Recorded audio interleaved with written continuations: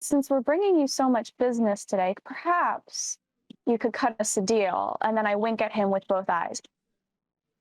The classic double eye wink.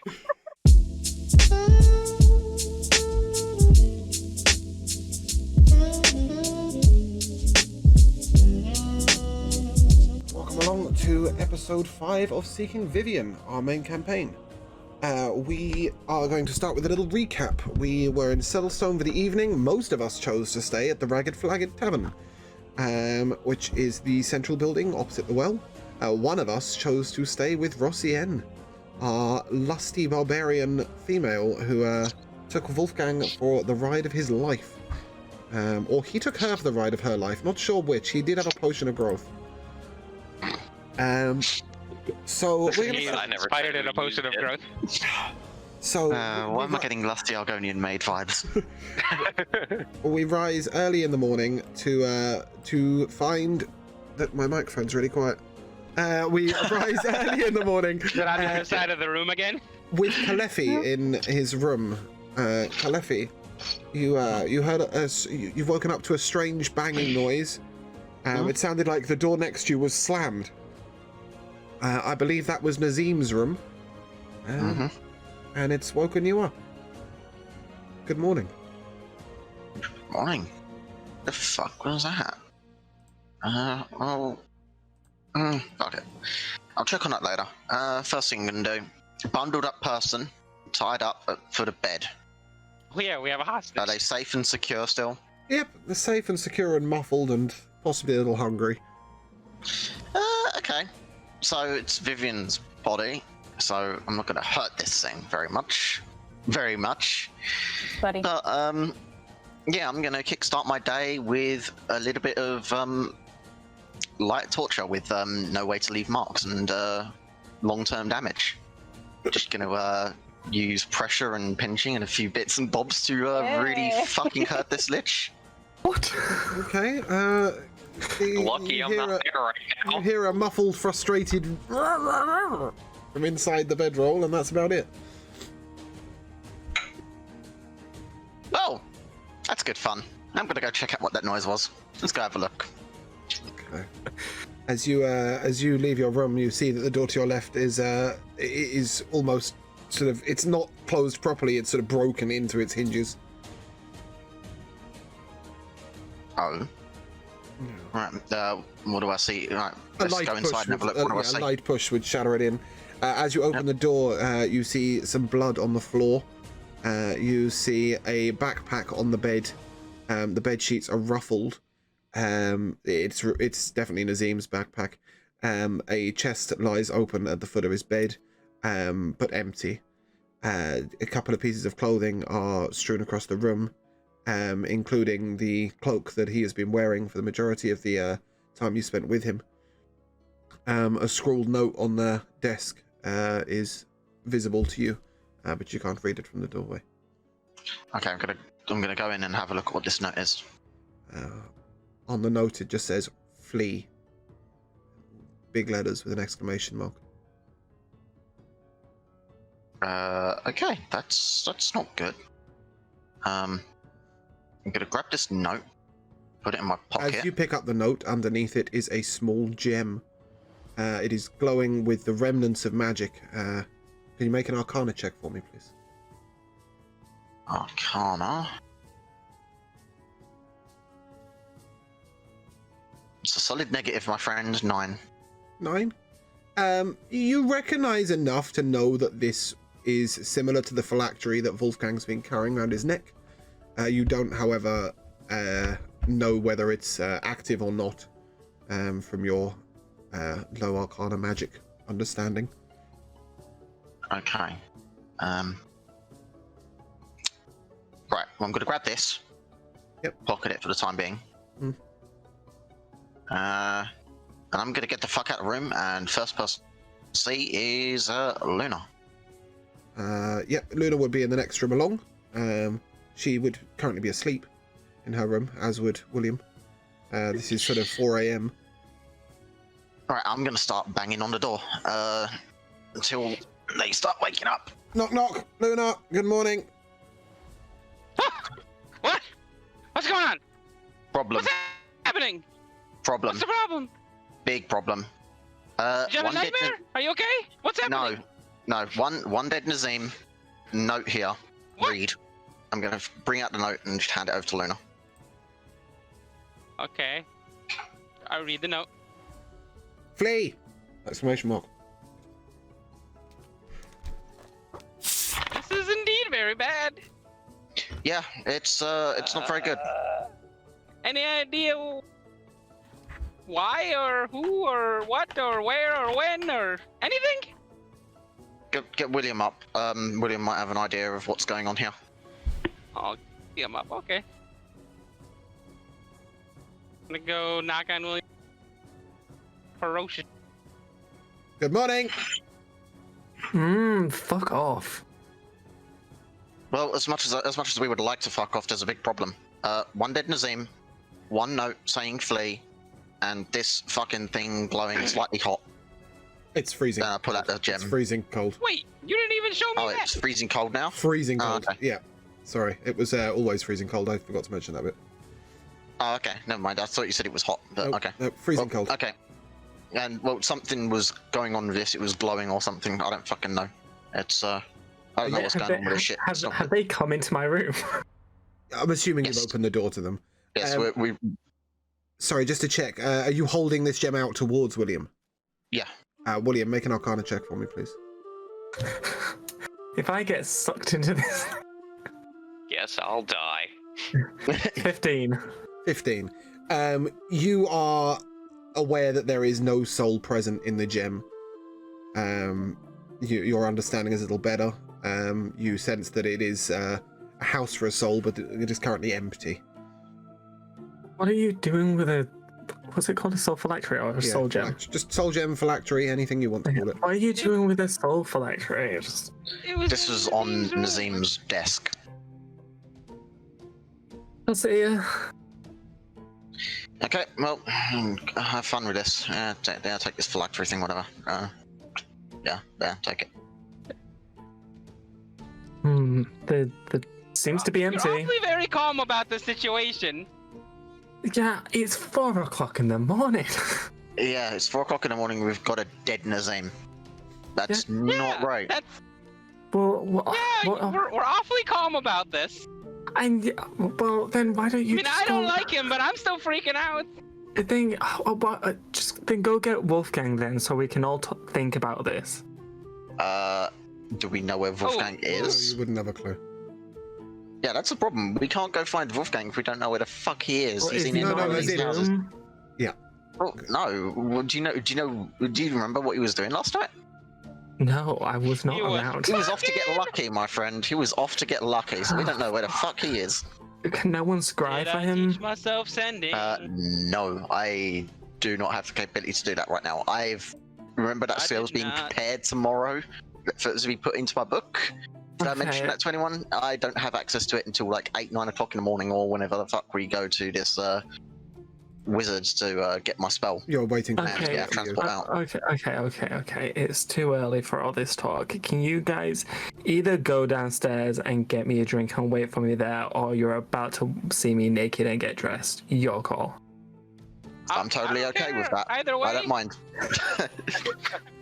I'm into swinging dicks. I don't know why. Just like out of bed, like fully naked, and just like, and like put my clothes on, like grab my stuff. I'm like, come on then. Describe. I've seen better. I've seen worse. Yeah, I wasn't fucking asking you. So obviously, as you walk out the door, and you walk again Big past for a Nazim's tiefling. room, you see the battered-in door like hanging off its hinges. You see the backpack on the bed. You see the strewn clothing. You see the blood. That's Luna and William. You would have now seen this, and you guys can have a little ponder and a little look. We resume with Wolfgang. Wolfgang, you awaken in the morning. It is sort of 4:30 in the morning, and you are in an empty bed. Absolutely no point would Wolfgang wake up at 4 o'clock in the morning. You're in an empty bed, and you feel a very strange sort of. You feel small. You feel condensed. You feel your potion's finally worn off. You are no longer large. This is probably what's woken you. Or inspired. You are, yes. You are. As the potion of growth has worn off, you've woken and feeling very diminished. The effervescent lovemaking of last night sort of lingers in your body, and I think I told you last week, but you've got 10 temporary HP for the day. And although you feel invigorated, you're a little confused. And Rossian is nowhere to be seen. A smell of warm baking bread rises from downstairs. All right, I will in fact get out of bed for warm bread and kind of look around. Got my pants half on, and I will follow my nose wherever it goes. Okay. As you come out of the bedroom, the warm, wafting smell is definitely coming from downstairs. As you head down the stairs, there is, clearly something in the oven. And on the table is a really, really large piece of paper that says Wolfgang in massive God, I hope letters this isn't a metaphor. across the middle. Yeah, that's... Well, shit. I'm going to see how many of these letters I can decipher. As you approach this large piece of paper, it just says... Is it written in crayon? No, it's written in big black ink. Oh, fuck, this is going to be hard for me. I can only read crayon. It says tavern in big letters. Okay, I know that word. That's it. Wait, it says what, sorry, in big letters? Tavern in big letters. And that's all it says. Shit, okay, I can read something. I'm proud of me. Can I get the bread out of the oven? You can try. I would love to try. Okay, as you open the oven, you see what is clearly even to Wolfgang's less intelligent eyes, the bread is not quite ready to eat. It has maybe been in the oven for a couple of hours. It's got a good 6 or 7 to go. It's effectively a dish of dough. I shut the oven in disgust. I guess I will kind of look around. Is there any, potted plants or anything? So in the room, you've got the table in the center with 4 chairs surrounding it. You've got a homely-looking stove. You've got a couple of cloaks hanging on the wall by the door and a pair of boots on the floor. There's a sort of deer hide rug in the center of the room. There's a fireplace where the embers are just smoldering. The fire has clearly gone out. There are no potted plants as such. There is a mighty-looking mace hanging above the fireplace and a painting of an old man. I would like to just look at the painting of the old man, take it in, make sure I really remember it, and I'm going to avoid that man like the plague. Because at no point does me meeting this man lead to something good. Nope. Rossian's daddy may be less impressed. Yeah, and are you interested in anything else in the room? Not particularly. I'm sure I would admire such things, but just taking people's stuff isn't really my shtick. Well, it's also the morning where you get to go and see whether you can reunite Vivienne with her body. Speaking of Vivienne, at this point, Vivienne, you reluctantly crawl out of your gem again to become present. Sort of, yes, with your eyes closed. Exactly. And you are now present with Wolfgang. Esther, good morning. Was it a good morning? I don't know. I mean, it was a good night for sure, but the morning is still to be made. Oh no. I don't want to know. I think you know. God. Yeah, I'll, I guess walk out the door. Still sad that there's no freshly made bread for me to consume. Okay. Rossian lives directly opposite the tavern, so you'd be able to see it from the front. Good. Even I can find my way home from here. You literally, the well is in front of you, and in front of that is the tavern. Okay, so I will then go back in the front door, back in the house. I will go out the back door, and we're gonna try and walk around the block. You're in a small yard that is fenced whatever. in. I'll hop a fence. Okay, hop the fence. Yeah, hop the fence, go around the block, come on, so it's not like I'm coming directly from her house in case anyone Yep. sees me. No walk of You can shame saunter in. Yeah, from, walk of shame. You can saunter in from the east of the tavern as you've made your way around the block, and yeah, as you approach the tavern, there you see Rosienne sat outside, Oh shit. legs crossed, and she waves at you. Oh, good morning. I'm Wolfgang. Yes, yes, I know. I'm glad you managed to read the note. I didn't know how many words you would understand, but I thought tavern would be one of them. One I'm of sorry. my favorite words. I'm sorry I had to leave this morning. I've got to get up nice and early to get the bread going for the tavern and to come over and start working. I do some Oh. morning chores here for Ghislaine. Yeah, sorry. It's early every day. No. I get 2 days off, but the other ones, yeah. Ghislaine So pays sorry me to hear well that. to come and lay out the tables. As I was dealing with some stuff inside, your friends are already up. And inside. Ew. What's Also, wrong with I make it a people? point to not speak to people after we share something like we shared last night. So I'm gonna go work back in the kitchens. I just wanted to say, like, good luck on your travels. We had great fun. It was really, really good, but it's not gonna happen again. And I will see you later. And off she goes. That's what everyone keeps telling me, so I guess goodbye, and I mope away. So at this point, when you enter the tavern door, you would convene with Kalefi and Luna and William. No, sorry. You resume into your tavern. Kalefi, Luna, and William, you were outside Nazim's room. Yep. Yes. Blood on the floor, backpack on bed, open chest, empty, ragged clothes on floor. Yes. Yes. Commence. So this is what you was talking about? Yep. Yep. This is what I woke up to hear and see. Here? Like this Yeah, I just heard some- happened? Yeah, very, very recently. I heard some banging about. Thought something was up. Went to go check it out, and hey ho, what do we know? There's didn't- there's this. See anything? No, I didn't see anyone come in or out. All I know is there was loud banging and yeah, death. Oh, shit. Death. Luna, can you make a perception check for me, please? I certainly fucking can.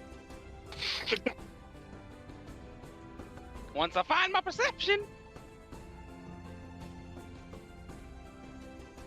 It's I got an 18. Okay, as you look into the room, you notice that the window, which was open, one side of the window is sort of, if you imagine the shutters, the top hinge is gone, so it's sort of hanging down. And you also see a glimmering from the edge of Nazim's pack. Pack? Yeah, he's got a backpack on the bed. Okay. Go run over to the pack and see what. There is a shimmering, shining bottle in the. If you imagine his backpack's got like an outside pocket that is netted. Yeah. Yeah, Like there is a this on the shimmering, side? shining Gotcha. bottle in that pouch of the bag. What's this?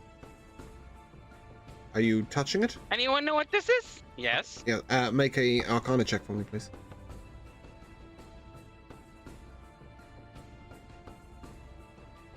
A 16. Wow, roll 2 13s in a row. You are very aware that this is not a potion.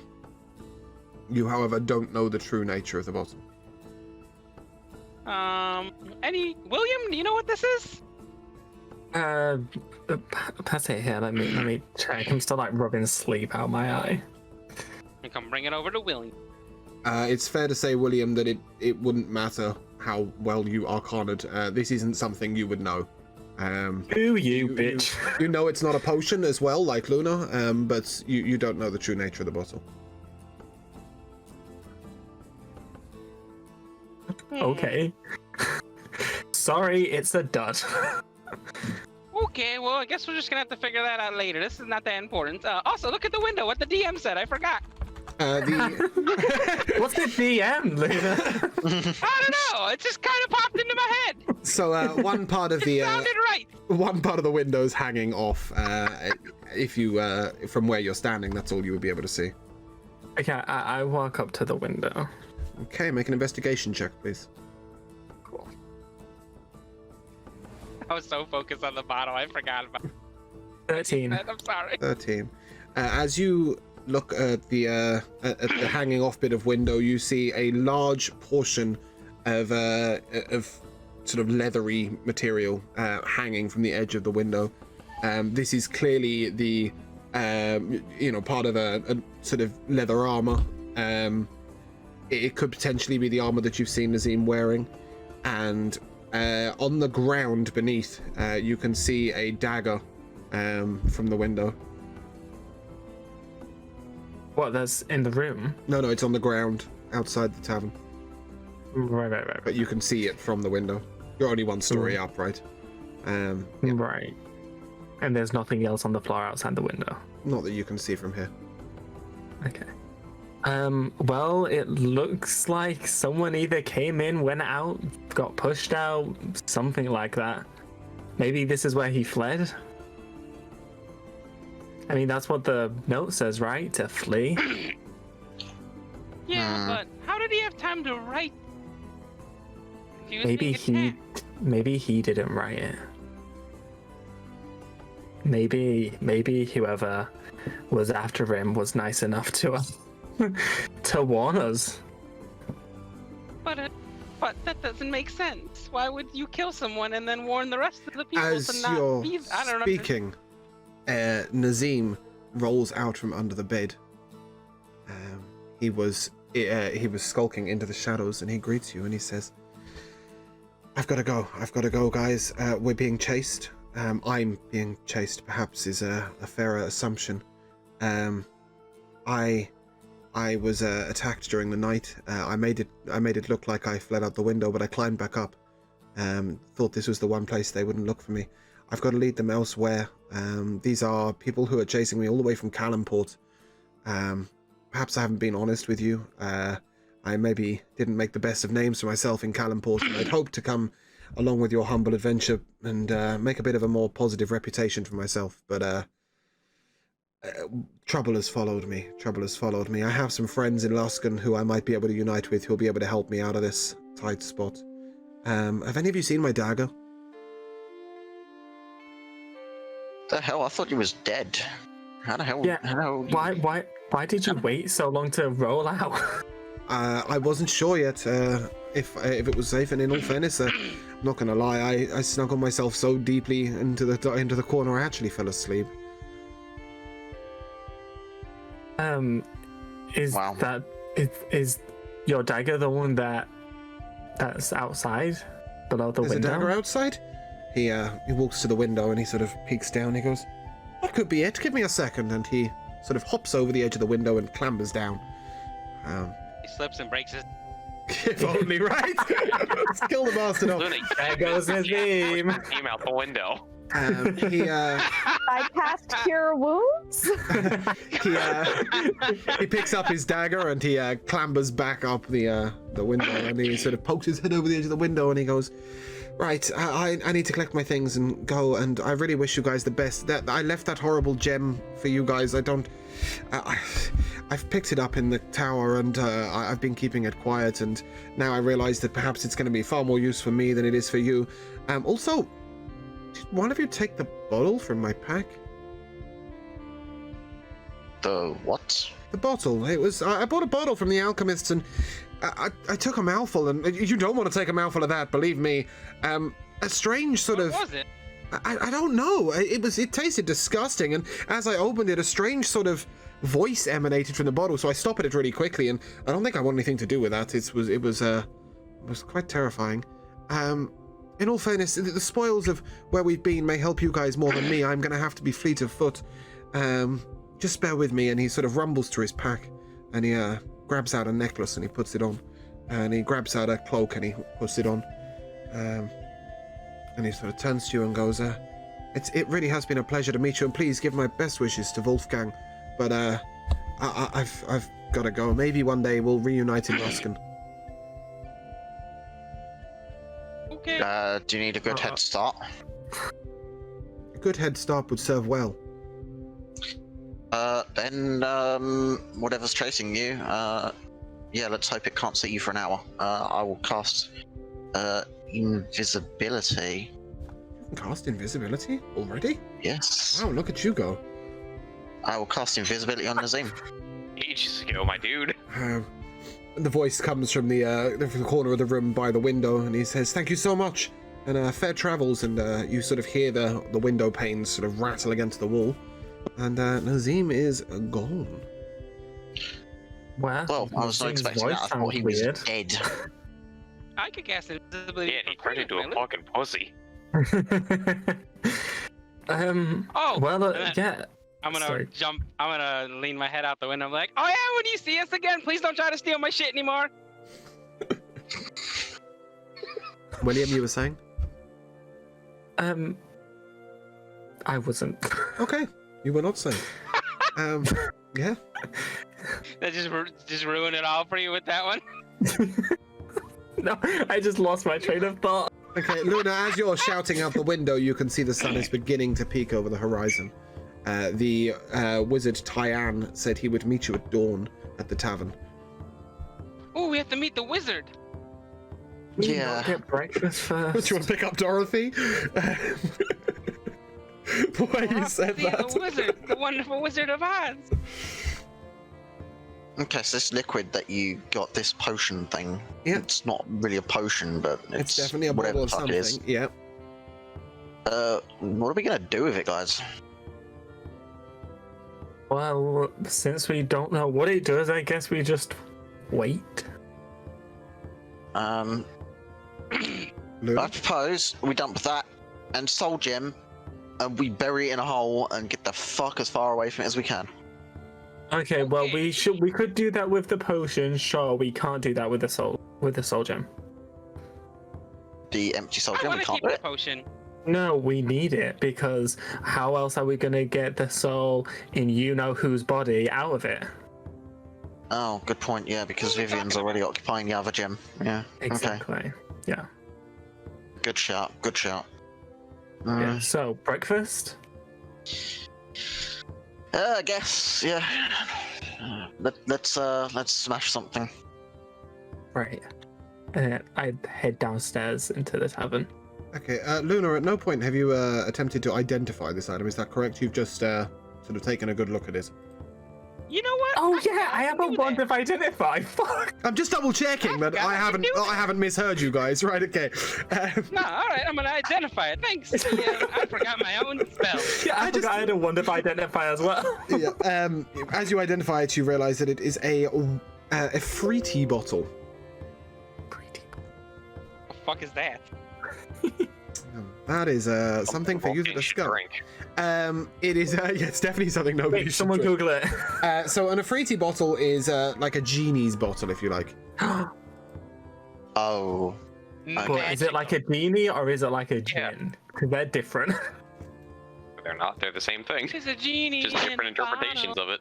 It is effectively a genie in a bottle, yes.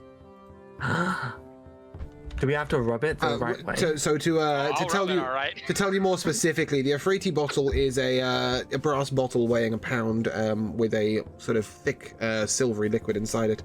If you use an action to remove the stopper, a cloud of thick smoke flows out of the bottle. At the end of your turn, the smoke disappears through the flash of harmless fire, and Afriti appears, or genie. One of these effects is the Afriti could attack you, one of these effects is the Afriti could serve you for an hour, and if you're really lucky on your roll, the Afriti can cast the wish spell 3 times for you. Like ever? Once the third wish is granted, the Afriti will disappear forever and the bottle loses its magic, but otherwise it can be summoned once a day. Spicy. Interesting. Okay, that's what you've got. Yeah. Okay. Is it in my inventory? Is it yours or Williams who's holding it right now? I'm holding it. You're holding it. Yes, of course you are. You identified it, right? Cool. No shit. My bad. My bad. Yeah, Neither one of you identified it. I identify it. I can Are put that you in your holding it inventory. still? I hope so. I'm moving my shit into my car. That's why. Yeah, no, that's absolutely fine.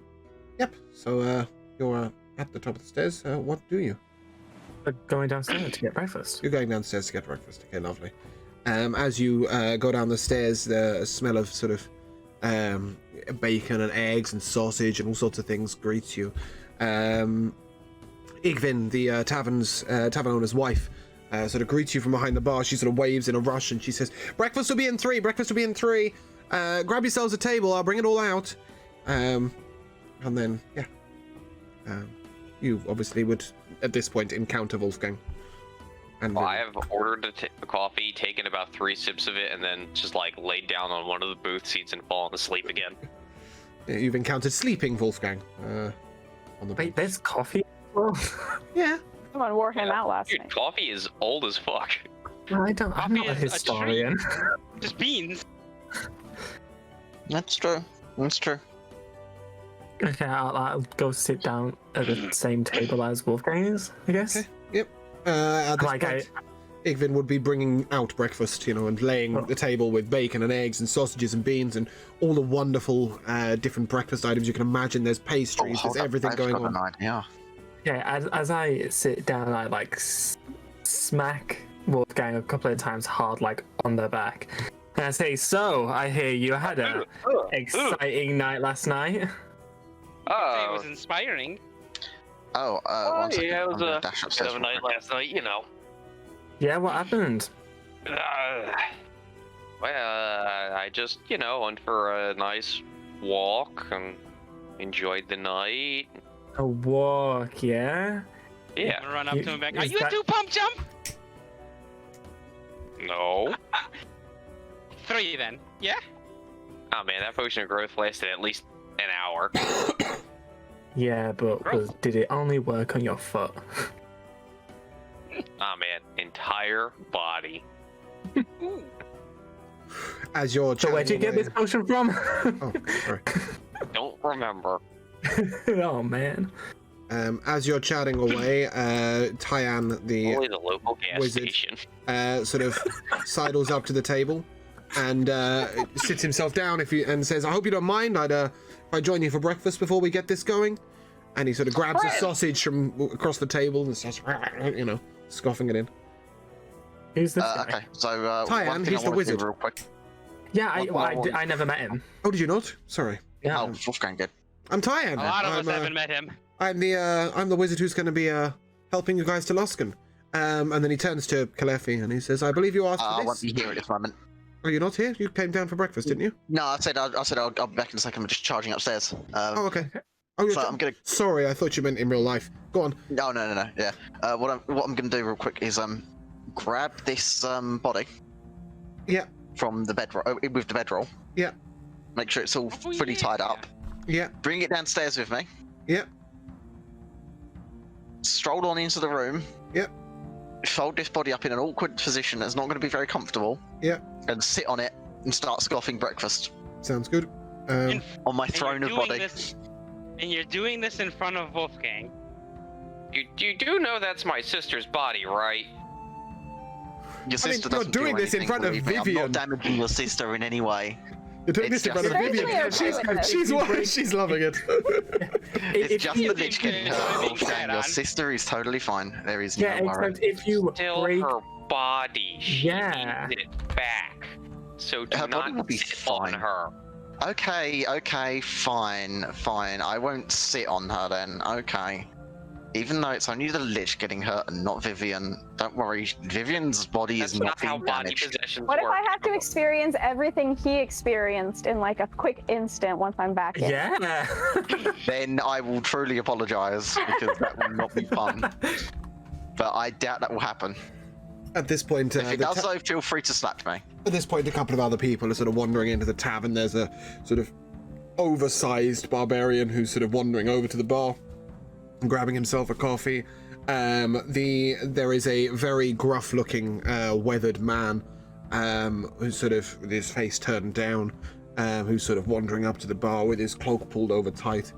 And the bard from the previous night is sort of yawning and wanders over to the bar and starts stretching his neck. One that Luna was trying to get with?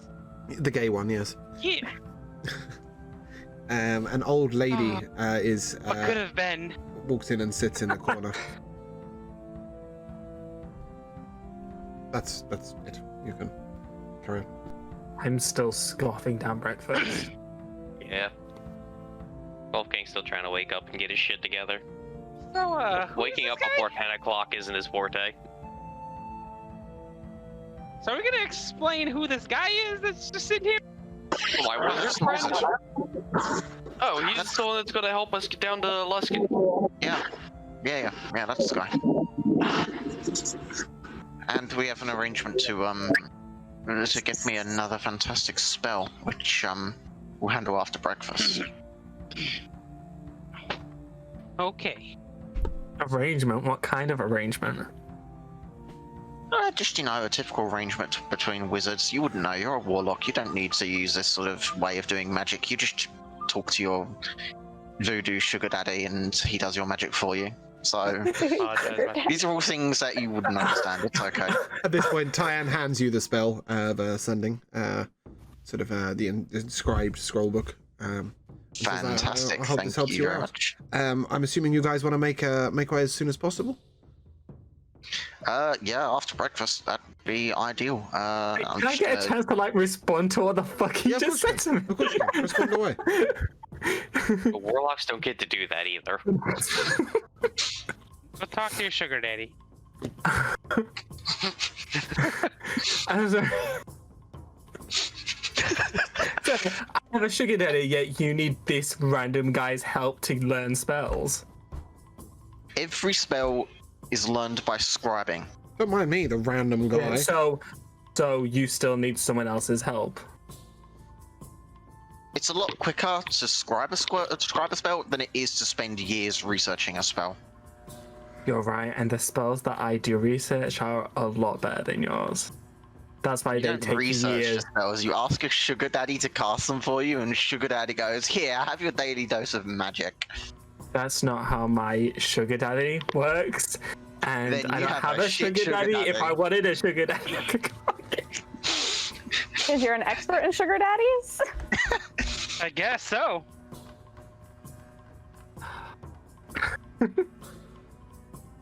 Seems to know a lot about sugar daddies.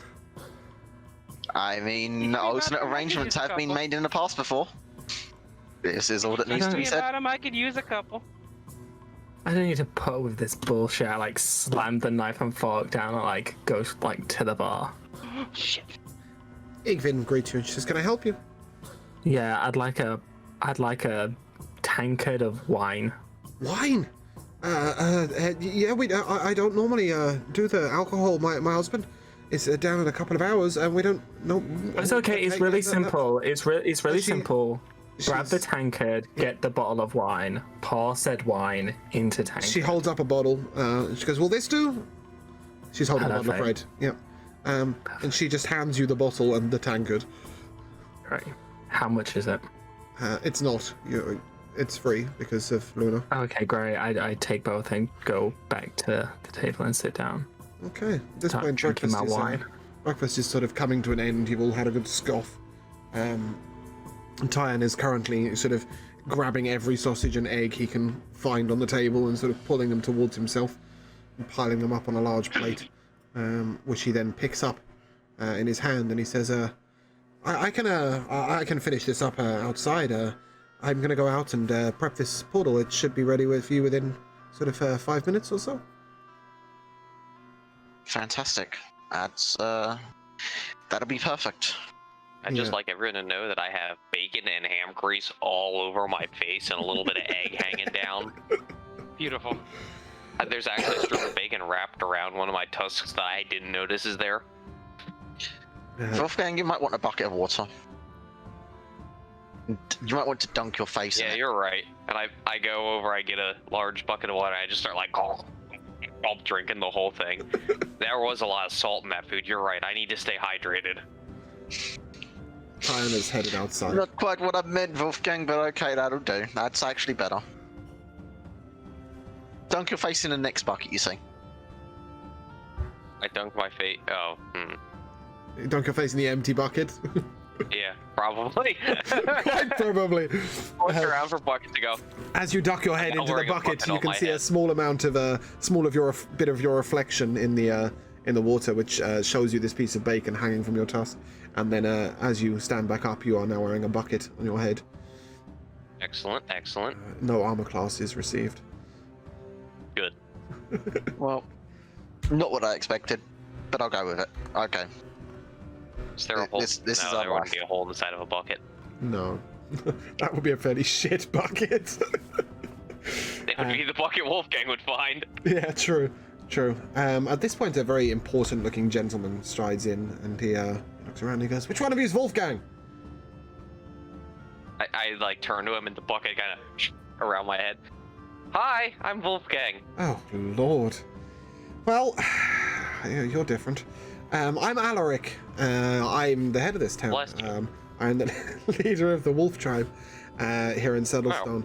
I understand you are headed to Luskan. Would you be so kind to carry a small message for me?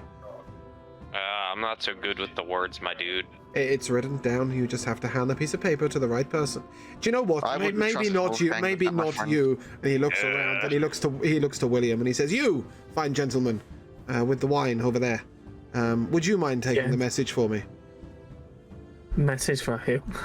So this is a message for Archmage Grumph. He is at the host tower of the Arcane. You can hand it to anyone at the host tower of the Arcane. He had spoken about raising a tower for us here, and I just wanted to get this message to him as shortly as possible to say that we've got the things he needs. If you wouldn't mind just handing the paper in at the host tower of Arcane when you pop over there, that'd be fantastic. Sure, I take it and then throw it in Calliope's face and I say, "We should leave this to the real magic users." Oh, okay. That's some nice shade. Always nice to see a group of adventurers who get on so well together. Well, I'm afraid I've got some important duties to get on with, but I wish you the best of luck in your travels, and thank you for stopping by our town. I hope you enjoyed your stay. Oh, thank you. And I'll get this message out for you. No worries. Most appreciated. And he strides back out the tavern.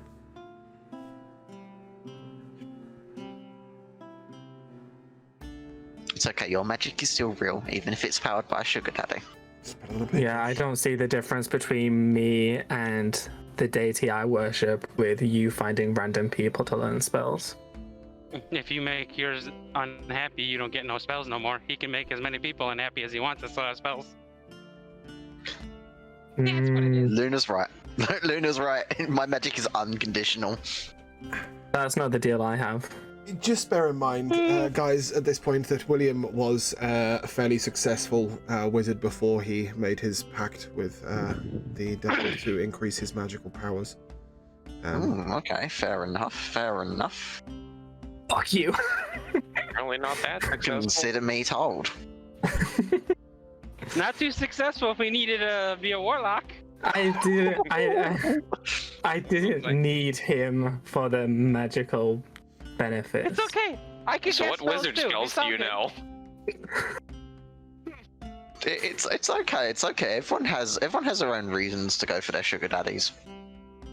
Yeah, I'm It's no sorry. shame, my fellow. I'm sorry. No And where the fuck are your lovers? I don't see them anywhere. shame. May I Uh, introduce you to Lefty and Righty? Problem solved. Yeah, a lot of fun that. Never mind Wolfgang being the 3 pump chump. That's more like you. Hey, it was at least 4. 3.5. Hey. I thought you weren't My watching. magic is plenty enough. I don't need an She additional wasn't watching, second. but she Yeah, can I'm feel it. sure that there's a reason why you have Mage Hand as a cantrip. I'm sure. Yeah, there's a lot of reasons. There's a lot of reasons. Wouldn't you like to know?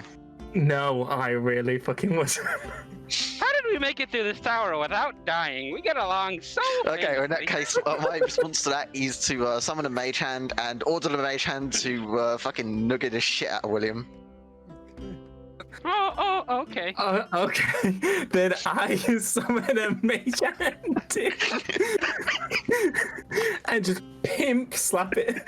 Calliope. At this I point, reach into my bag, I pull out a glove, and I dangle the glove above Luna's head, trying to noogie Luna. a large thunderclap appears from the doorway, and Tyann yells in, "Are you guys coming? I can't hold this forever." Okay, did okay, that once today. let's go. We'll continue this mage hand slap war later. And I down my last bit of wine. Look around for any bacon We're left on gonna the table. die. Anyone headed out? Well, head down. As you head out the tavern, you see on your right a large swirling portal that shows a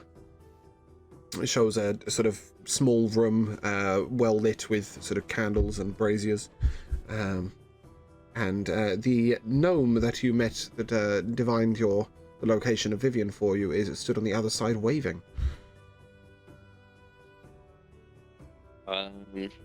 So I grab a piece of ham, I go outside, and I go, well, what are we waiting for? And I'm gonna just eagerly walk through this portal.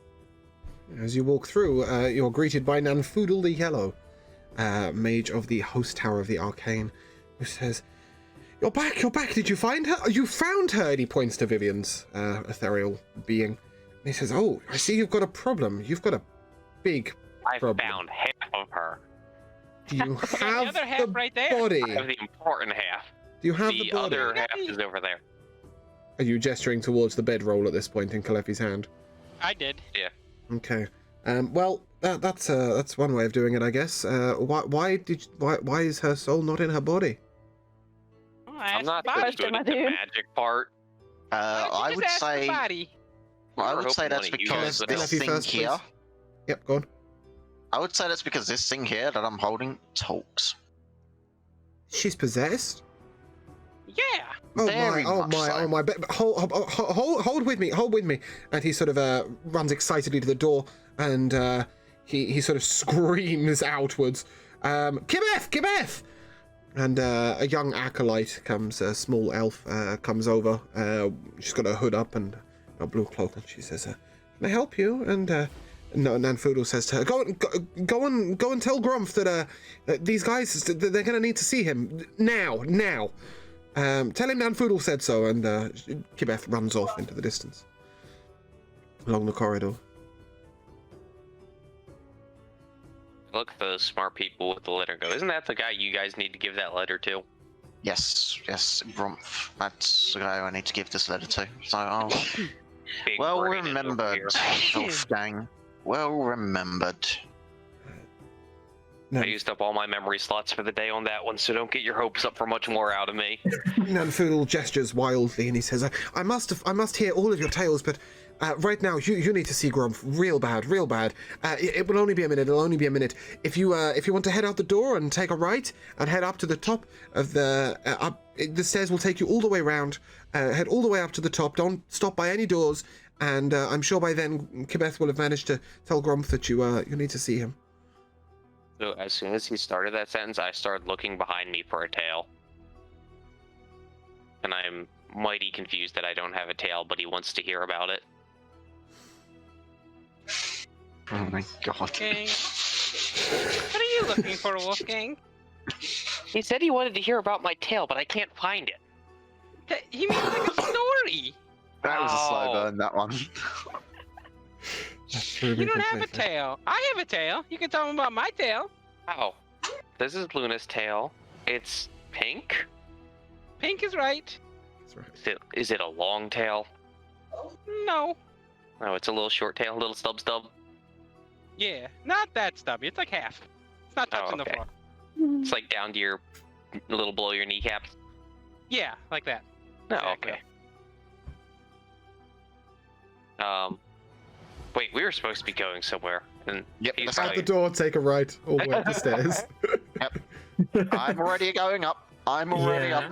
Let's I go. have my Yeah, hands out I'm- trying to figure out the lefts and rights and figure out which direction we're going. Didn't Okay. expect I him to probably touch my bumped into a tail. pillar.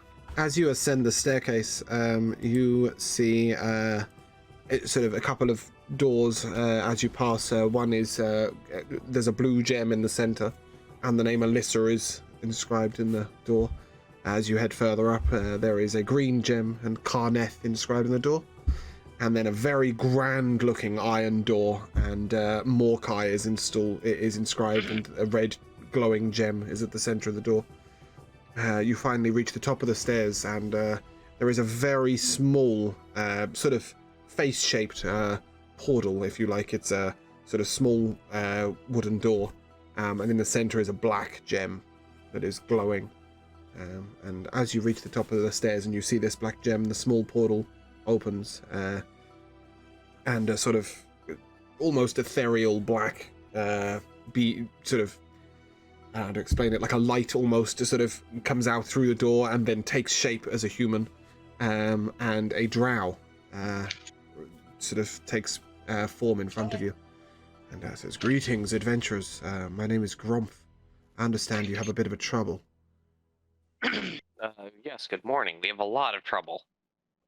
And You see, I have this ghostly sister right here, and I have her body over there, and I need them to be in the same place. She should be like able to. She together. should be able to enter her body at will. There's What's the someone problem? in that body. She's possessed. Can I see this body? Mm-hmm. Yep. You're right here in this bundle here. Can you unbundle her if you wouldn't mind? Okay. I shut the door behind us. Bundle. Okay, unbundle the thing. Donezo. Okay. As Vivienne's body stands up, it speaks with a deep voice. Greetings, mage. I am Alucard. I was once a great dragon, once a Draco Lich, and I have been given this body by Vala.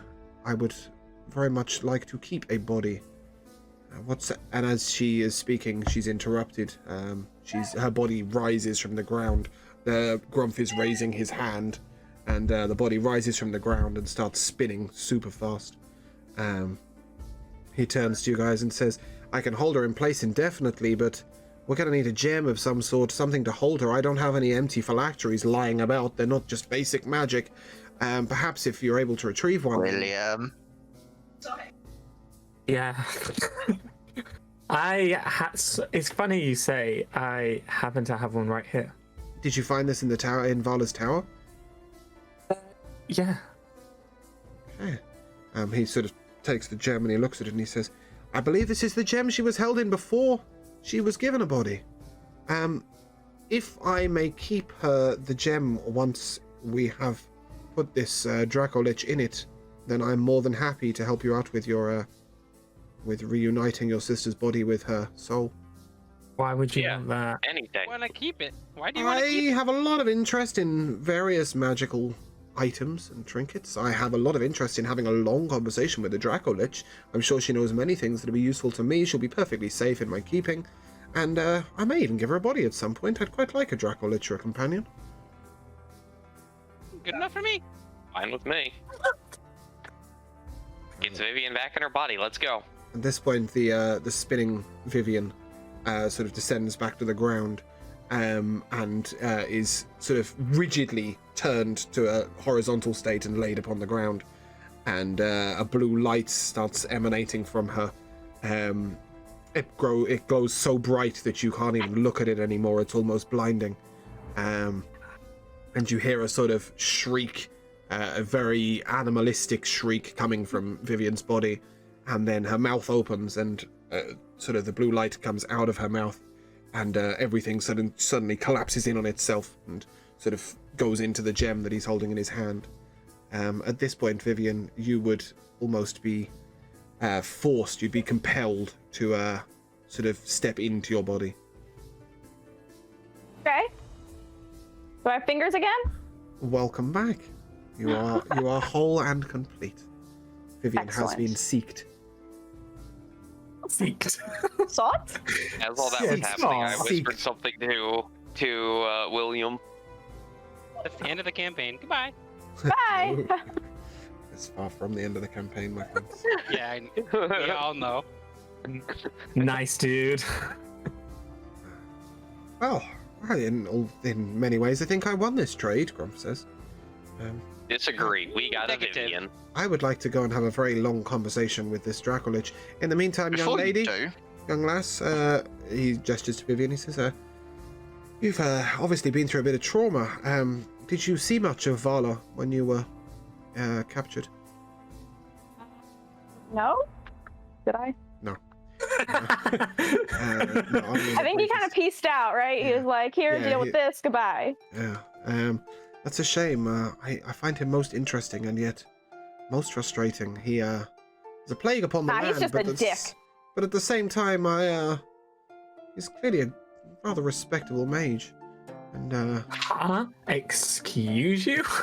oh, there's nothing Yeah, wrong no with mage is power, respectable. only with the way you use it. Hmm. Well, if there's Interesting. nothing else, I must be getting on with my day. Okay. Clefty, is there Thanks. something else that you were going to say? Yeah, before you do disappear, there's a note that I have to give to you from the town which we just came from. Ah, not I'll that just hand over the self-important prick. Is that Alaric again? William? Yes, it's Alaric. Ah, very well. And he takes it and he sort of opens it, and then it immediately bursts into flame in his hands after he's finished reading it. He just goes, always wanting my time, and he says, well, if there's nothing else, I suppose I'd better take a visit. And he begins to sort of swirl his hand above his head, and sort of he's covered in a shimmering light of stars. And as you look again, not only is he gone, but the portal on the wall is restored to a black glowing gem. And Grumph is nowhere to be seen. Well, that was interesting. Viv, how do you feel? Like someone was just sitting on my body and trying to get some answers from that other dude. I give Vivienne a big hug. I'm so glad you're back, Get sister. away from me. Oh, stop touching me. I know what you did last night. I mother her. I love her. I still reek of Roz, probably. No, thank you. Finally let her go after about 5 minutes of hugging. Okay. Just So enough what- time for her to get real awkward. So, we found your sister. I guess there's no reason for us all to still hang out. Thanks for your help, everyone. Wait, you guys don't want to be my friends anymore? Nope. Want to be your friend, Luna? No, it's not that, but we got together for a specific reason, and if that reason's... If that thing's done... Hey, I'd just like to say a big thank you to everyone here for all your help with finding my sister. Well, don't you think that Vala might come after his sister again? I have a big axe now. I'm more ready than I was previously. Yeah, I guess you are. That's true. But that does lead to a good question, though. What now? Where from here? Is there anything else we need to do? I pull out a piece of paper and it's my checklist. It says get Vivienne's body back, and that's the only thing there. I go, no, I think I'm Play good. fast and loose with the word list. Yeah, Oh my god. the list of one, canonically written in crayon. I pull out my red crayon and I cross that off the list. Well, it's been fun, Coincidentally- guys. Coincidentally, finding her body is the 5th box down. There's nothing in the 4 boxes above it, but it's the 5th box down. No, it's I guess just we the also have same some thing people. written over and over again, but with like small typos that are completely wrong that even I know of, and I had to cross it out and write it again. And it's still written really wrong, but it's almost passable. Almost. I guess it's also fair to say there's still some people in the in Luskan that we owe a visit to. The people that we managed to, save. Hey, what about From that tower. Fredegar? Yeah, our friend Fred. Yeah, and there was another couple of people, wasn't there? There were. Wasn't just Fredegar, was it? There was at least one other person. Surely. I don't think the guy with the dead wife wants to see us. No, the two ladies he rescued, the elven ladies. Yeah, those two. You There's need- 2 I Twiggy don't looking remember ladies. There were 2 elven sisters that you rescued. One sister's enough for me. Ringing a bell. One was Eleonora, and her sister's name I have somewhere, but right now I cannot provide We're it. not. If that's I want all to we see have our to friend do. Fredigar. Yeah, let's pay for a guy visit. Yeah, I guess we could do that quickly before we disband.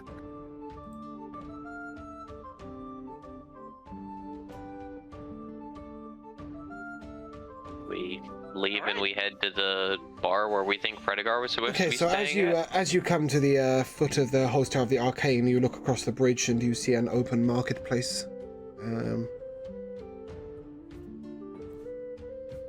That's all you would see. You would know that there is a tavern in the marketplace. It's called the One-Eyed Jacks. There's also a second tavern called the Cutlass at the southwest of Luskan. I don't know about you guys, but I could really use a drink. I've only been able to like soak in my little gem in alcohol, and it really wasn't doing it for me. I'll be honest. Oh, a enjoy priestess being who a likes to drink. I like it. Then let's go to... Gonna head to One-Eyed Jack. Okay. Well, but we said that we'd meet Fred at the Cutler, so let's go to that tavern. Okay, fine. Okay. Would I know which tavern is We're better? pre-gaming Yes, at One-Eyed yes, Jacks the- before we get to the The Cutlass. One-Eyed Jacks is sort of a very, it's full of lots of shady people and is a little, Sounds like a good time. sorry, the let's Cutlass, just- the let's just Cutlass do a is full of pub crawl. the shady people and is off the beaten track and is a bit more, it caters to the sort of seedier side of town. The One-Eyed Jacks is quite a expensive, establishment. There are lots of, richer people, nobles, the sort of the judges of the prisoners' carnival, those sorts of people would frequent that place. Our kind of people, Vivienne. I don't know Mhm. how shady Fredigar is. So let's go to the One-Eyed Jack. I've been to both taverns, and I don't like going to the Cutlass. That's why he's good to meet Luna, us. it's fair to say that the Cutlass is where you would be performing, not the One-Eyed Jacks. The One-Eyed Jacks is very sort of, they don't do bards, they don't do anything nice or interesting. It's very much like almost like a restaurant-y sort of place. It's quite snooty. Forget anything I just said. Yeah. Wait, I'm not Teddy, allowed to buddy. build You can go into the myself. One-Eyed Jacks, but the Cutlass is where you would know and where you would all be. It's also where you met before at the beginning of the campaign. It's where you all met up.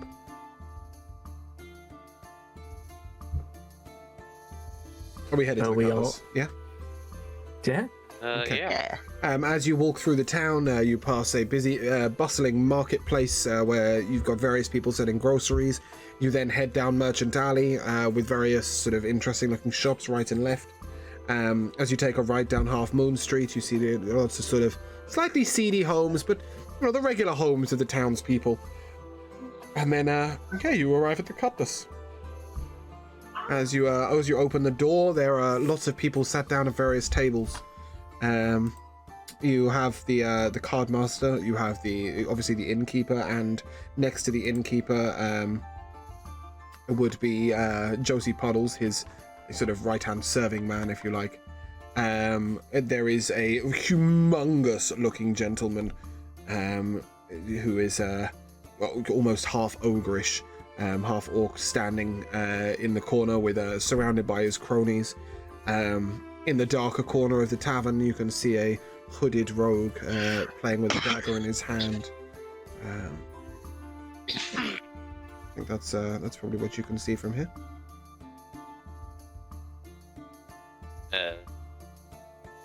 I just kind of go up to the bar and buy a round for myself and Vivienne. Greetings.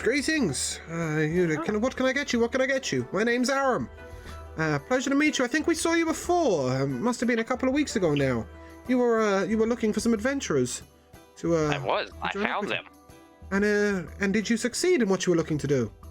We did. We found my Vivienne. Oh, that's my such beloved wonderful news. sister. Sounds so What can I weird. get you to drink? It's We've got mead, we've got ale, we've got beer, we've got wine, we've got water, we've got beer, we've got wine, we've got ale, and a bit of the fire whiskey out back. I walk up next to Wolf. Can I say, hey, is this round for all of us? Sure. Great. I'll have a Come on tankard over, of wine, friend. please. We I have think Vivienne and I are going to get some fire water and then some beers. fire whiskey, yes? Yeah, sure. Okay, so a couple of fire whiskeys, a couple of beers, a tankard of wine. Anything else for you? I believe that's all, unless anyone else speaks up. No, Have I'm you good. seen Fredegar here lately? Fred? Yeah, Fred's in here all the time. It's a bit early for him today, but he'll be in here in the afternoon. If not, his house is a couple of doors down, or you can head to his store. I doubt he's at work right now, but Fredegar has a store on Merchant's Alley. You know Fred? Yeah, you we. could say that. In a manner of speaking. Another one of his brief adventures, I'm assuming. He's always getting himself into trouble, that one. But yeah, he's a regular here. He owes us a favor. Oh, does he? Fantastic. He owes most of the world a favor. Never seen him pay up, but I'm sure he'll find a way to make you feel like he's being useful. Anyway, his store's around the corner. It's probably Dwarvel holding the fort down right now. He's probably sleeping the night away. But yeah, he'll be here in the afternoon. Okay, well, looks like we've got some time to kill. Yeah, I guess. In that case, I'll grab a drink then. Why not? Well, What can I get you, yeah, sir? let's do that. I'm Yeah, gonna go just visit the College of Glamour. Okay. I'll just have an ale and relax for a little while before finding the next thing to do. So he hands you the ale and he tots it up quickly and he goes, "It's 3 gold and 2 silver, please." Very nice. Very well. Hand him the money.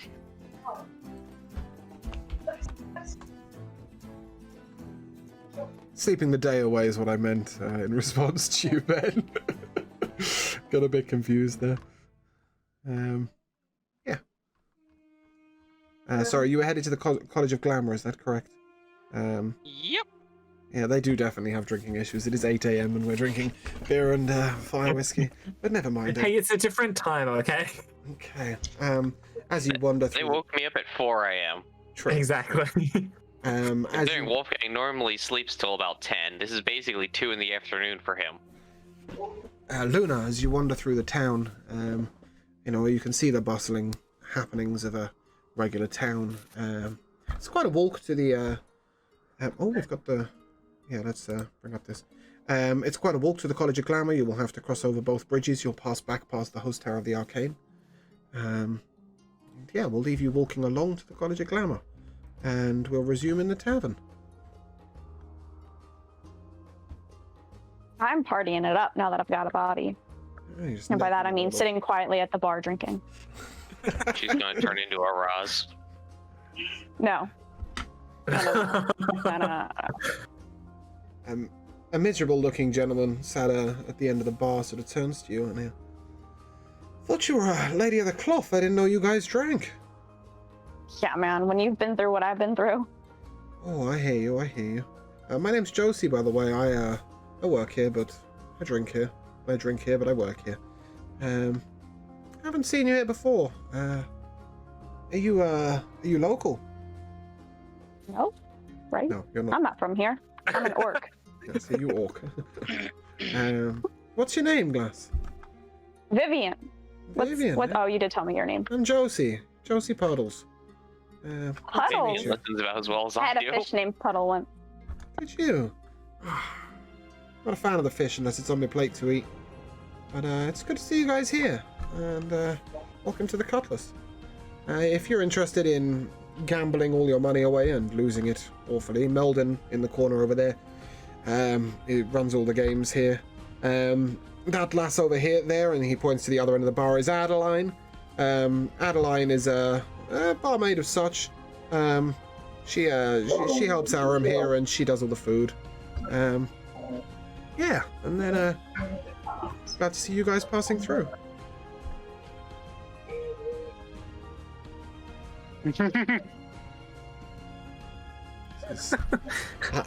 I have nothing to give you guys. Give me something. I'm just quietly sitting, sipping my ale. Yeah. Right. Just just scrapping through my book, just scanning little bits and just doing a whole wizardly studying up thing. Hey, I found my sister. I ain't got no plans for a long time. Okay, hold on a sec. Let me just. I'm simply reflecting on all the life decisions I've made that led me to being able to lose my body. You were just too It's pure okay. for It this can world. always be just one bad decision. Doesn't even need to be a string, just a single one. At this point, Luna, you're approaching what is an incredibly artistic building. There are wonderfully crafted pillars with various decor all over the pillars. Even the dome of the building itself is painted. The College of Glamour sort of has a grand golden door entrance with engraving all over it. It's fair to say you've been here before. You know your way around. So yeah. Would I know anyone there? Like, know them. You would definitely know some of the lesser members of the College of Glamour. You would have Riffin. Riffin Brunaren is a storyteller, sort of a bit of an old sea dog. He's also a painter. You would probably know Lissar.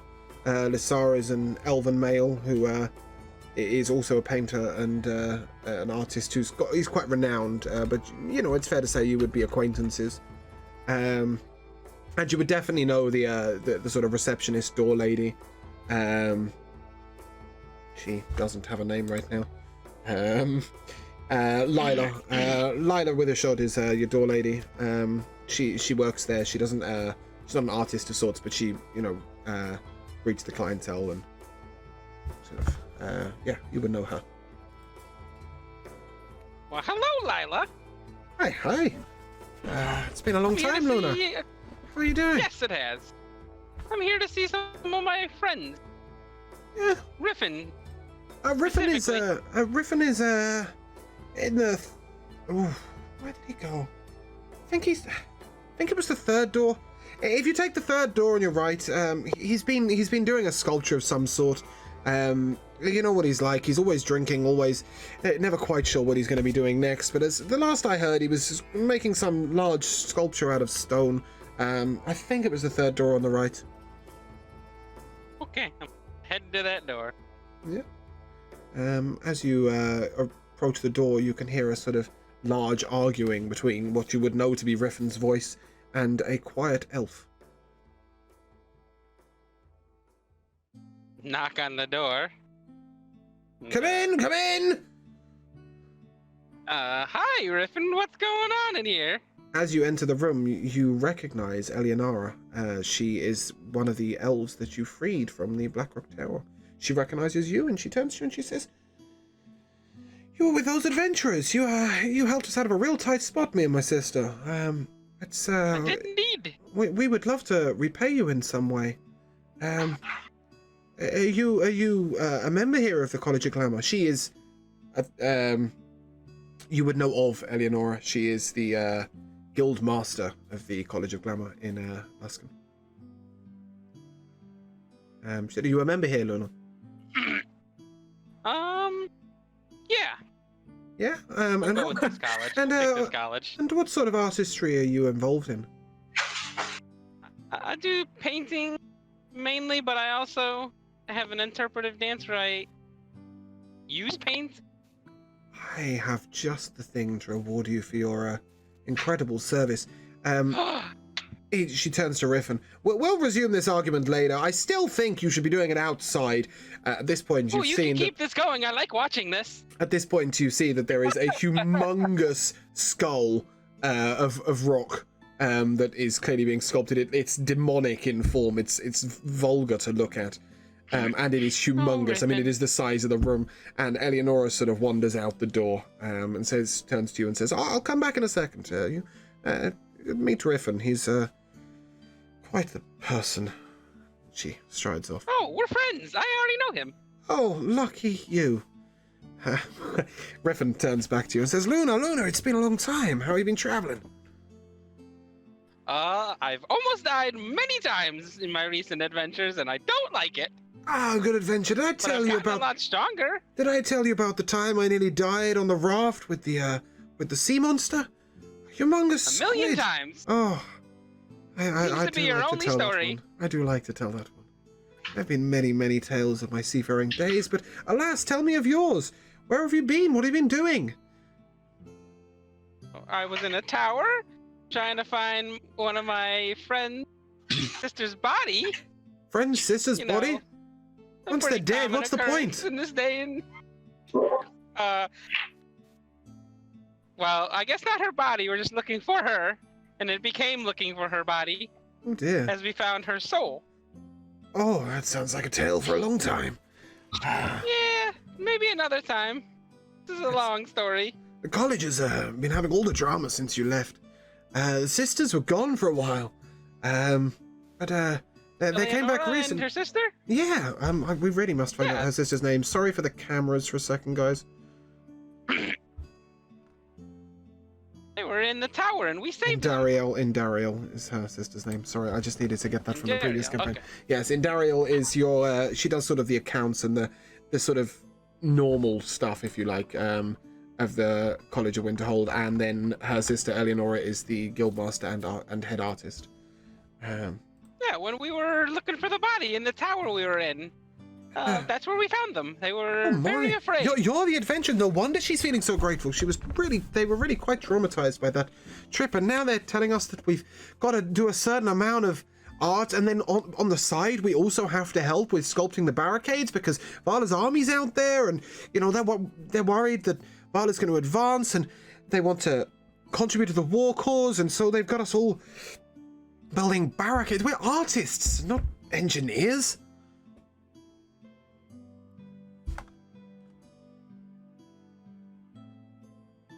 You with us, man?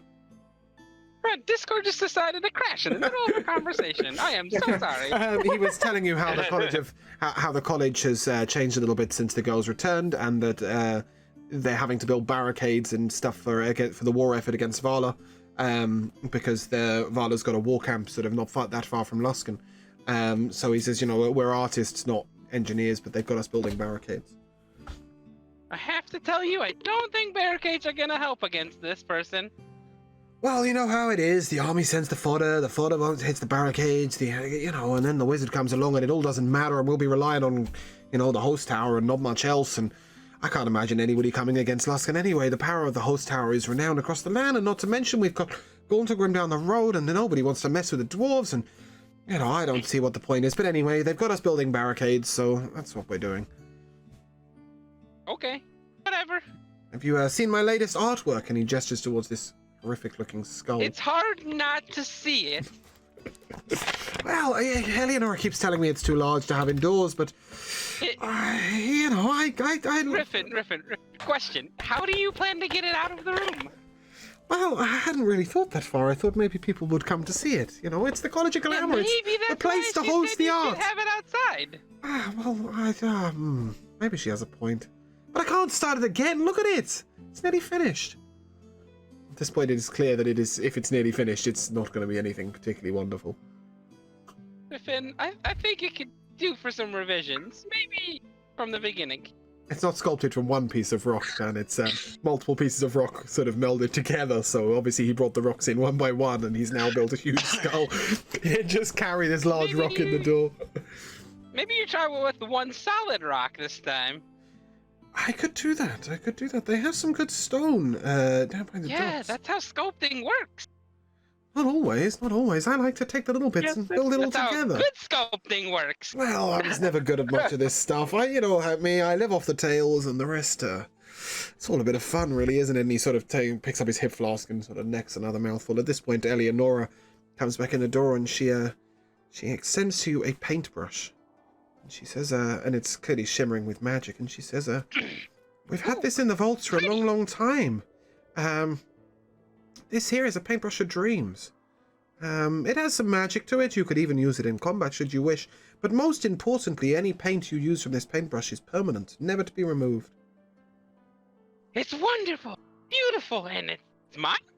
It is yours. I could ask for I could give no less for somebody who's really saved me and my sister. We were stuck there for such a long time, and we weren't even attempting to get involved with this horrific war.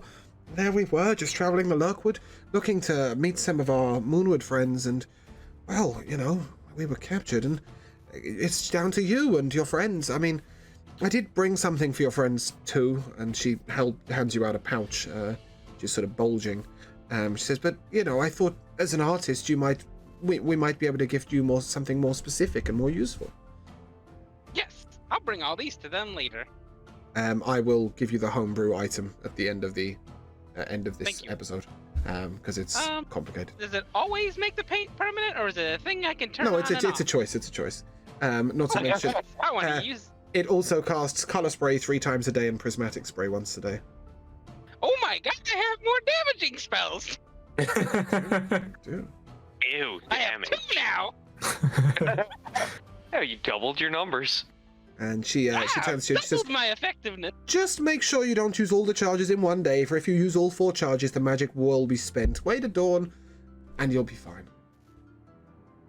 So, if I use all 4 of them, they're just gone forever? Yeah. Unfortunately, the way the magic works, it can regenerate itself if you leave some kind of magic inside it, but if you deplete the magic is gone. And a shitty magic item is this? The sort of magic item created by an artist instead of a magician, I would assume. Fair enough. But it's quite the artifact, really. Its permanent paint is quite useful to us artists. It is what we use to paint the roof of the college right here. As you see, it's withstood many a storm. Good. I hope you enjoy. I'm gonna pull out my other paintbrush. Look, they match. Oh, beautiful. Every painter needs a couple of brushes. In the pouch, you'll find 1,000 gold and a couple of diamonds. It's what we could gather together at short notice to distribute between you and your friends. Thank you once again so much for your help. Anytime. She has now left the room and headed back to the main thing. At this point, we resume in our tavern. Oh, your sister, I said hi. Will do. At this point, we resume in our tavern in the Cutlass. I'll head back. I'll start heading back to the tavern. Is Calafi still sat down with his book? Is Calafi still sat down with his book? Oh, he's muted. Oh, yes. Okay, I walk over and sit next to him and put my tankard of wine on the table, and then in my bag I pull out my Book of Shadows and I put it on the table and I say, not that it's a competition, but I think mine's cooler. Yours might just be.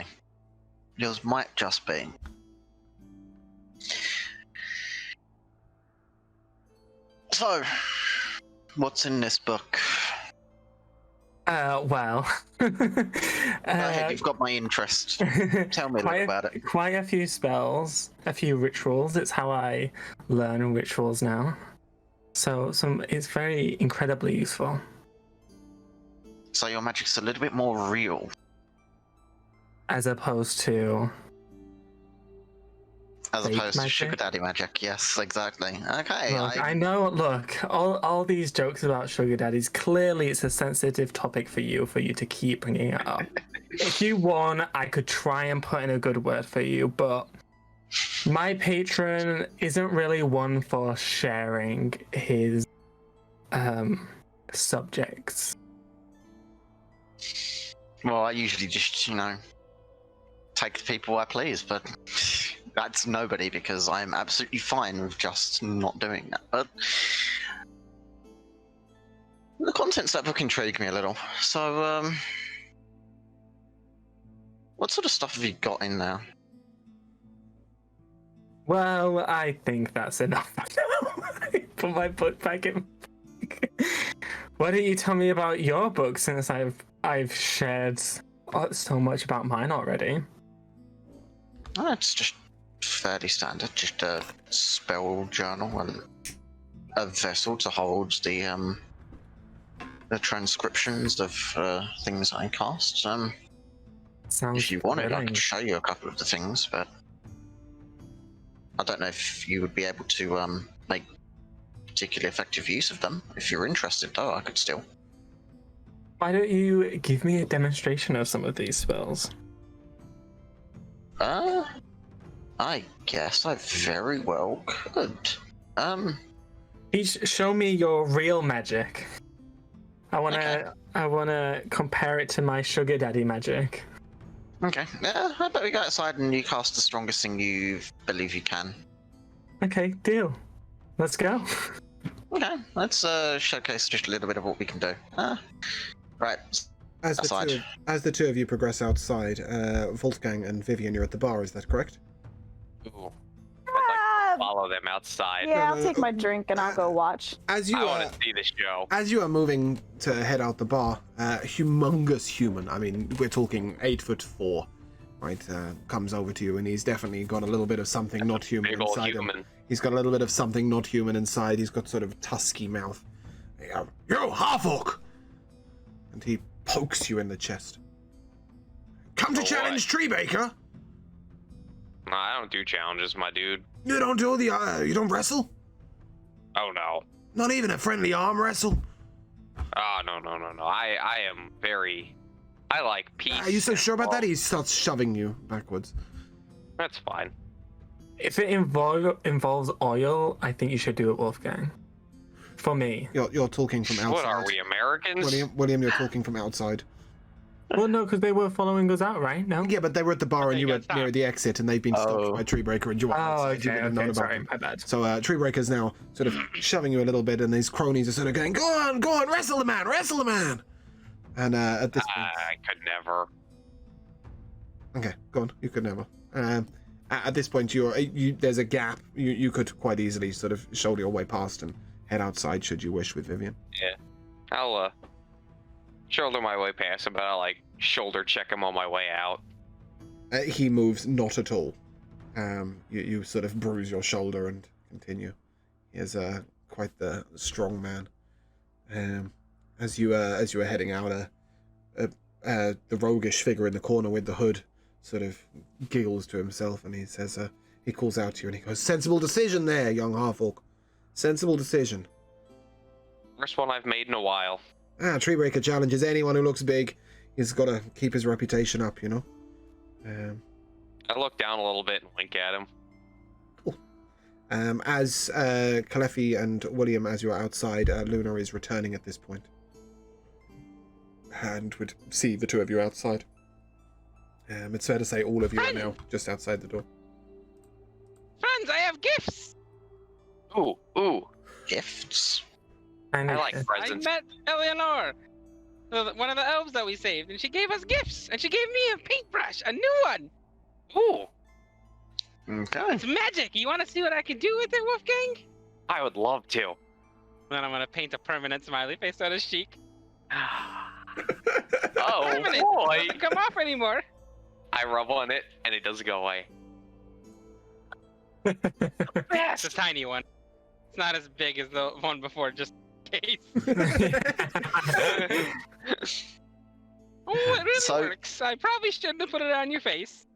So, when you say permanent, like, Is it Permanent. You know what that removable? word is, right? Aren't you a You wizard? would be able to- I know what you mean by permanent, but I mean, is it removable by any Yeah, means? you can remove it with Dispel I have- Magic. You just can't remove it with cleaning equipment. Oh, so it's magical. Yes. Yep, Or could that's you what I remove said. it with a magical cleaning spell? Anything that but is designed to dispel clean magic. regular dirt, no. Anything that is designed to dispel magic, yes.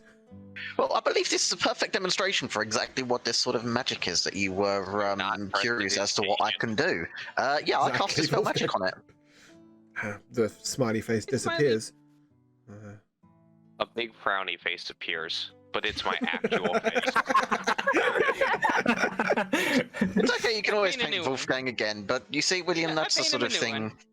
that's the sort of thing that I can do with. my Right, you current can spell remove repertoire. paint from people's I would like faces. to look around. No, for I a can great dispel cat. magic. That means I could dispel my magic, your magic, anyone's magic. It does seem useful. I will give you that. Yeah, it's extremely useful. It's something I could highly recommend to anyone who has any form of desire to work with the arcane. Being able to prevent someone else's magic. It's like I you're the can do only that. spellcaster in the room that can use magic. He's an I can extremely dispel powerful magic thing. too. Oh, fantastic. Oh, well, it's you're not the only one, Calafi. Here you are trying to boast about your magical skills, and Luna can do it too. Okay, Yeah, but I'm but impressed. I don't need a sugar daddy for mine either. I don't need a sugar daddy for my magic either. My deal with my patron is not one of boosting my magical I effectiveness. just am now Is it imagining that sexual? No, all it's of not William's sexual. magic comes in and is channeled through like a diamond butt plug or something. Oh my god. I'm just so confused about why you have this relationship if he's not giving you magic. What? I'm so confused. There's other things in this world that can be desired other than magical benefits and sexual benefits. I mean, yeah. So, But- hang on. But you're a warlock, and that's how warlocks work. So, hang on. Not with my patron. Yeah, You Josh have an just stole the silver extremely kidney gold. unorthodox relationship with yours. Extremely unorthodox. I'm still trying to figure out how you get the magic. I'm just very naturally gifted with magic. Sounds like a sorcerer thing to me. Don't care about labels. The more you speak, the more you don't sound like a warlock. Yeah. Well, I You're don't just a go very walking confused around. sorcerer. Some of us had to work for our magic. We didn't just get handed it on a silver platter. I also didn't get my magic handed to me on a silver platter. I also didn't need to go walking around asking people to write in my book either, like you did. I mean, That's how hey, you learn Pretty information. sure you in are a this world. sorcerer. hey. That's how In all information fairness, I can create a fireball, and that was entirely on my own doing. I can create and research my own spells. It's just sometimes easier to acquire spells the more scribed way. While they're arguing, I want to look for a stray cat. I Yeah, didn't look give away. us our items yet. Shit. Yeah, I mean, Can I find a stray might as well cat?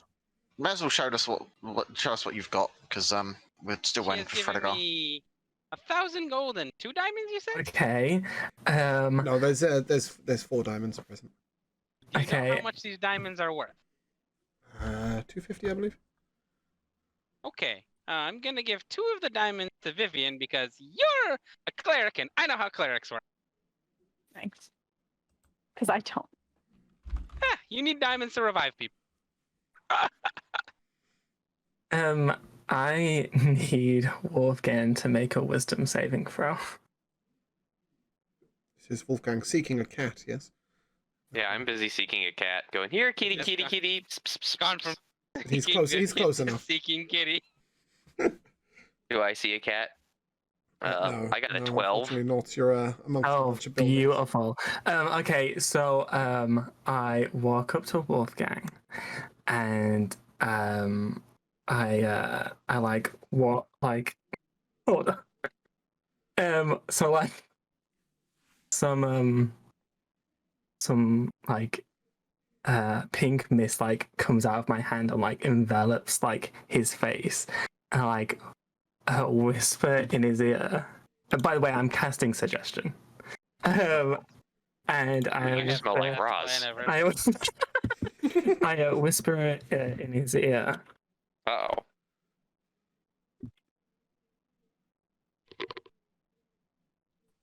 Oh, the whisper. is Now, taking Wolfgang, you're the best. I wish all of my party members were great like you. place. I'd like. Oh, easily. So, I will continue looking for cats, but midway through looking for cats, I perk up a little bit. I look over at Vivienne, then I look to Calleffy. I will saunter on over to Kalefi and go, "Hi, friend. How are you today?" I'm okay. Oh, you look like you could be a little bit better. And I give him a hug because I think he looks sad. A big, tight hug, and I just, I embrace my friend Kalefi. You know what? I'd like This is Wolfgang. This is Wolfgang in a nutshell. I'm used to like this. to This is okay.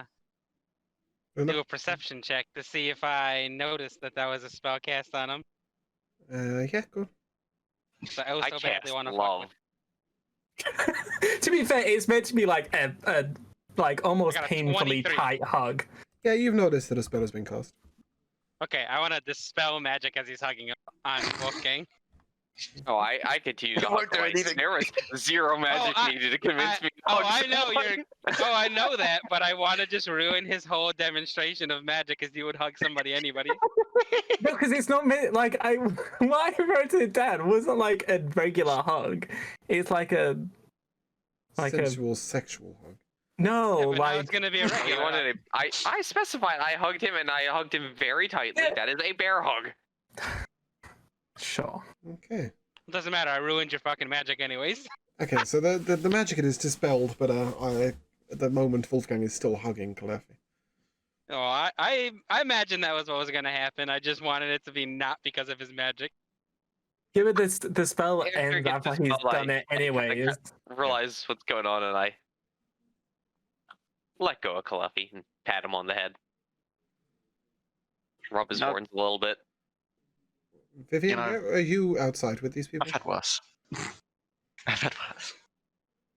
Vivienne, are you outside with them? Whisper in his ear, but you'll never yeah, have yeah, I don't know. better. Okay, you're watching. Cool. God.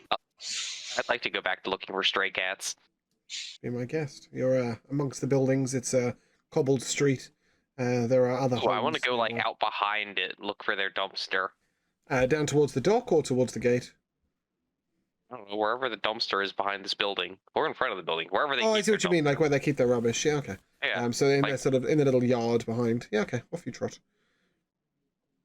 At this point, tiny little halfling comes running up and sort of looks to Luna and looks to Vivienne and looks to Kalefi and sort of glances over at William and then bows multiple times and says, "Adventurers, adventurers! I'm Dwarvel. I was told to look out for you guys. Well, more specifically you." And she points to Luna. No offense, and Me? then again to Kalefi and to you. No offense, but you guys stand out a little more. You're a little easier to recognize. Pink, I guess. Yeah, my bestest of friends and my business partner had told me to come keep an eye out for you guys if you ever come into town. My business partner is Fredegar. I work with him. We have a shop down the road. His home is just around the corner, but he's at the business shop at the moment. He just wanted to express his gratitude to you for rescuing him from his misadventures. Oh, okay. No, dropping in to see Fredegar was one of the last things we planned to do. So, So if you Oh, want to thanks. come along, if you head down to Merchant's Alley and take a left, it's Fredegar's Finest. It's the last building on your left. okay. She bows another 3 times and then off she trots. Okay. Well, I think we should go do that, people. And on that note, we will take a short break. As we resume, you've just spoken to Dwarvel, who has invited you to go and visit Fredegar's Finest, the shop around the corner, to receive a reward for your hard work in saving him. While this is happening, Luna has gone to the College of Glamour, where she will be putting on a performance this evening. And she has gone to prepare her performance. And it's fair to say we probably won't see her for the rest of today. So just bear with me. Oh, that's my camera. That's not what I was trying to do, but never mind, it'll do for now. Drastic improvement. Let's do that. There we go. You're moving up in the world, Vivienne. Right. Okay, so we resume with William and Kalefi having a little bit of a discussion about their demonstration of magic, and with Dwarvel having told you to come and visit Fredegar's finest. Do your thing. Alright, so after a few minutes of hopelessly looking for cats, I come back to my party. Alright guys, what's going on? Right now, not very much. Just gonna go see Fredegar, I think. Oh yeah, our friend. We were going to go visit him. I'd forgotten all about Yeah. him. Yeah, the guy that we saved in the tower. You'll obviously remember him. Yeah. A short man, real funny looking. Yeah. Very that's the nimble one. on his feet. Yeah. Okay. So, yeah. If you would like to do that, Wolfgang, shall we? Yeah, let's go. William and Thanks. Vivienne, are you staying with the party? Are we being invited to go too, or is this a... Of course you're invited. Okay, yeah, I'll come along. Everyone was invited, I believe. Okay. As you progress down the street past these ramshackle houses, you arrive at Merchant's Alley, where when you take a left, you will see, first of all, Ithilion's Emporium of the Mystical and Magical. On the door is a note, sort of a wooden board with a note engraved into it, saying, collecting items back shortly. Opposite on the right-hand side, you see Greedy Coombs General Store. As you maneuvered on down the street, you see Fire and Tongs on your right, the blacksmiths and the alchemist's hip flask on your left. And then finally at the end of the street on the right, you see Bellathor's Outfitters on your right, and on your left, Fredegar's Finest. So, boy Fredegar's out of town. Do we want to browse around and go window shopping anywhere, or...? You've just been told Look I'd like to look Fredegar's for some cats. not only in town, but at, Oh. at the store waiting for you, but you can browse elsewhere. I say we go first, and then we can browse after if we desire.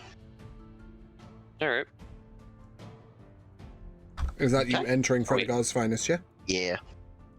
As you enter Fredegar's Finest, you see magnificent wares lining the walls.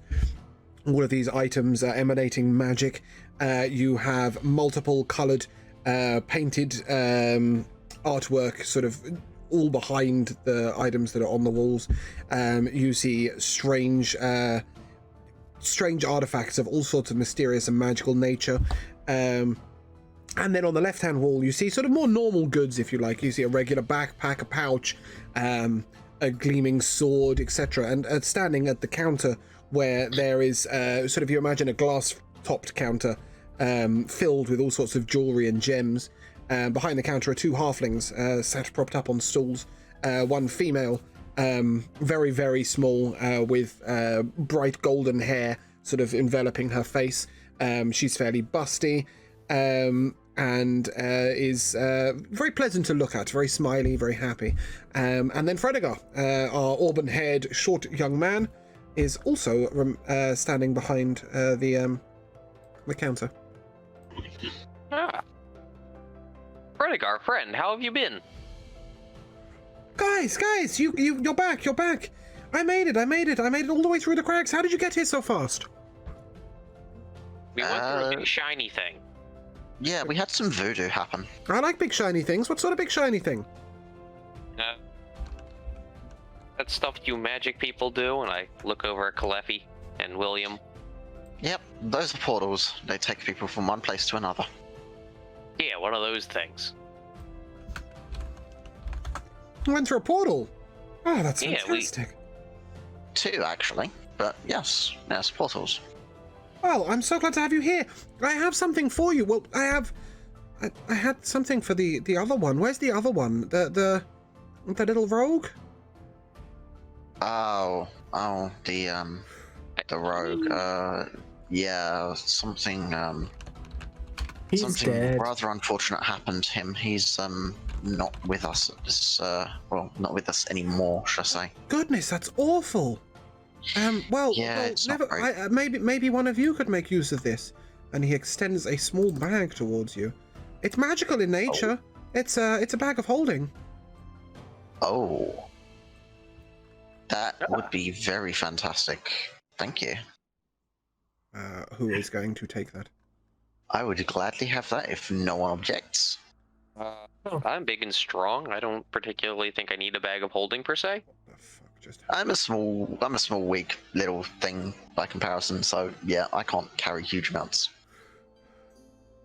Okay. You have received. I mean, everything's small and weak compared to Wolfgang. So. He said, I've You're also got some other items that you may find useful. If I may, just here. And he reaches underneath and he grabs a sort of a large bundle of objects and he sort of slams them on the table in front of you. Yeah, you can see a pair of braces. You can see a map of some sort. You can see a gleaming amulet, and you can see a ring, and a mace. What are all these? So this here, this is a mace. This is just a standard enchanted mace. This is a mace +2. This here is a ring of animal friendship. This is if you need to sort of befriend those in the wild, then this is a very useful ring. This here is this amulet is also something that can protect you, and just here you have a map of Faerun. I don't know whether you had one with you, so I thought this might help you. Faerun is the world you're in, by the way. Yeah, and finally there was another item that I've completely forgotten about. And these are some braces that are defensive of nature. I've used these on my travels to turn the wildest of blows. So you have a pair of braces of defense, a mace +2, an amulet and a ring of protection +1, and a map of Faerun. Like ring of protection, ring of animal friendship. Yeah, the ring of protection, and the ring of animal friendship, amulet of protection +1. The amulet I might need to create on Homebrew. I don't know if it's available, so just accept it for now. Yeah. Looking at that ring of animal friendship. And how much for this one? No, these are yours. These are yours for rescuing us. Wow. These are yours. So please take them. We have many other things for sale, but right now, these are what I wanted to give you. Unfortunately, we're not open for business today. We'll be open for business on Monday, but right now, Dwarven and I are just, I'm recuperating, if I'm honest, and we're closing to restock. I think I'll take this map though, if you don't mind. This map will come in quite handy, and I think he just gave us all of that, wasn't he? Sorry? Yeah, but I'll keep this for safekeeping. I can read a map very well. I'll be a moment. I apologize. 1 moment. So you have a mace, a pair of braces of defense, a ring of animal friendship, and an amulet of protection. Need a written down list of that? It's going in the chat. Yeah, that's what I assumed.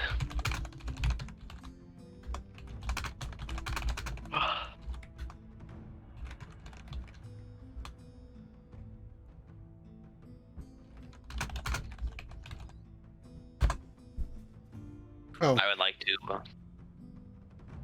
Oh, that jet. Yeah, I can't open the Discord chat, can I? Because it'll move your cams. Yeah.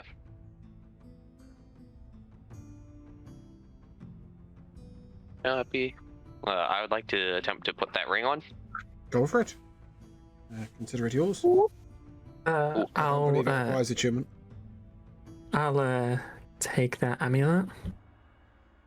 If nobody else objects. Marvelous. Yeah, I would have hoped Vivienne would get that thing, but I you think can have Vivienne it. might have more of an interest in the mace. Oh, now that's interesting. Are you not a mace slamming cleric? I mean, I guess it could be. You can be any cleric you like. Well, congratulations! You've now got a nice shiny mace. That's that thing looks a little bit scary. Don't turn that my way, please. Excellent.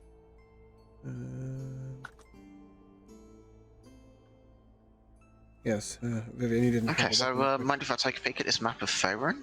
Yep, it looks approximately like that. It is larger, but that is the area you're in right now. I will give you the whole map. Yeah. Okay. Yep. It's just if I put the whole map on the screen, none of you will be able to see. Yeah. Of course. Is this specifically a ring of animal friendship or influence? Because influence is the only one I see. Animal influence, yeah, that's the one. Okay. Yeah, I think the potion's called animal friendship, sorry. They do the same thing. And Josh, I will create the amulet for you and attach it to you. And Kalefi, you took the bag of holding, is that correct? Yep. Marvelous. Well, friends, it's yes, I'm so grateful for you traveling here, and should you ever need to sell anything a little shady, please come here first. You know, we always gold to spare, and as I say, we'll be open for business on Monday. Wonderful. Thank you very much. Currently Saturday evening or Saturday lunchtime, afternoon. Okay. I'm sure these days are meant to have mythical names, but we're calling them Monday to Sunday. Because there's no way I'm keeping track of that.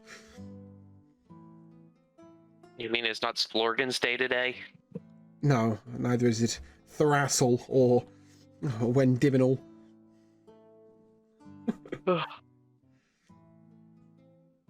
Alright, well... What next? Does anyone wish to go anywhere?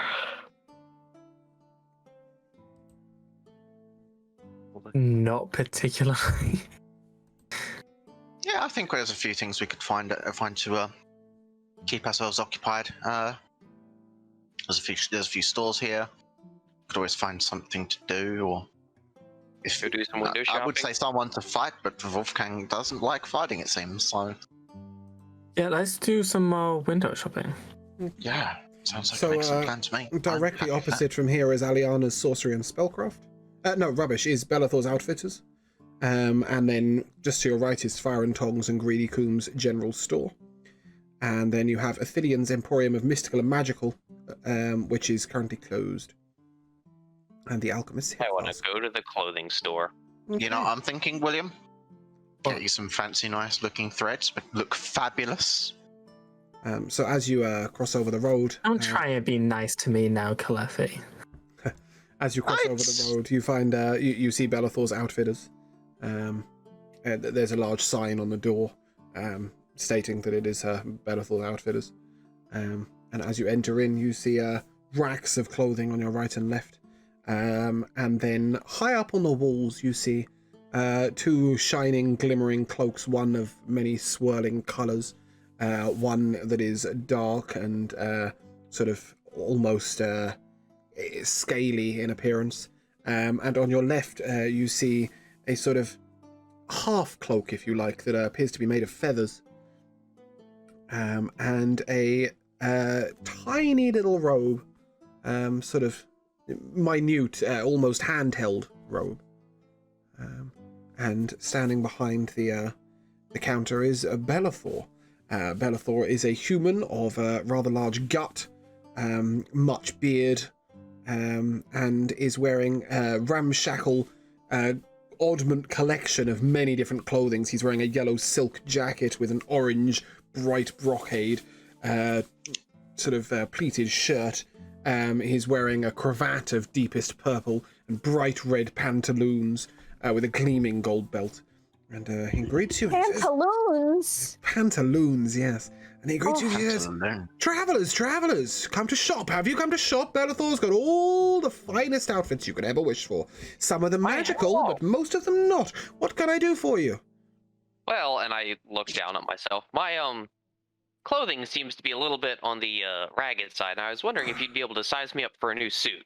We have some wonderful clothing that I may need to. A suit would need to be tailored, but if I may, just stand slightly, just rotate slightly to the left for me. Oh yeah, I have been He's staring. suited up many times in the past. I know the drill. He's staring at you intently.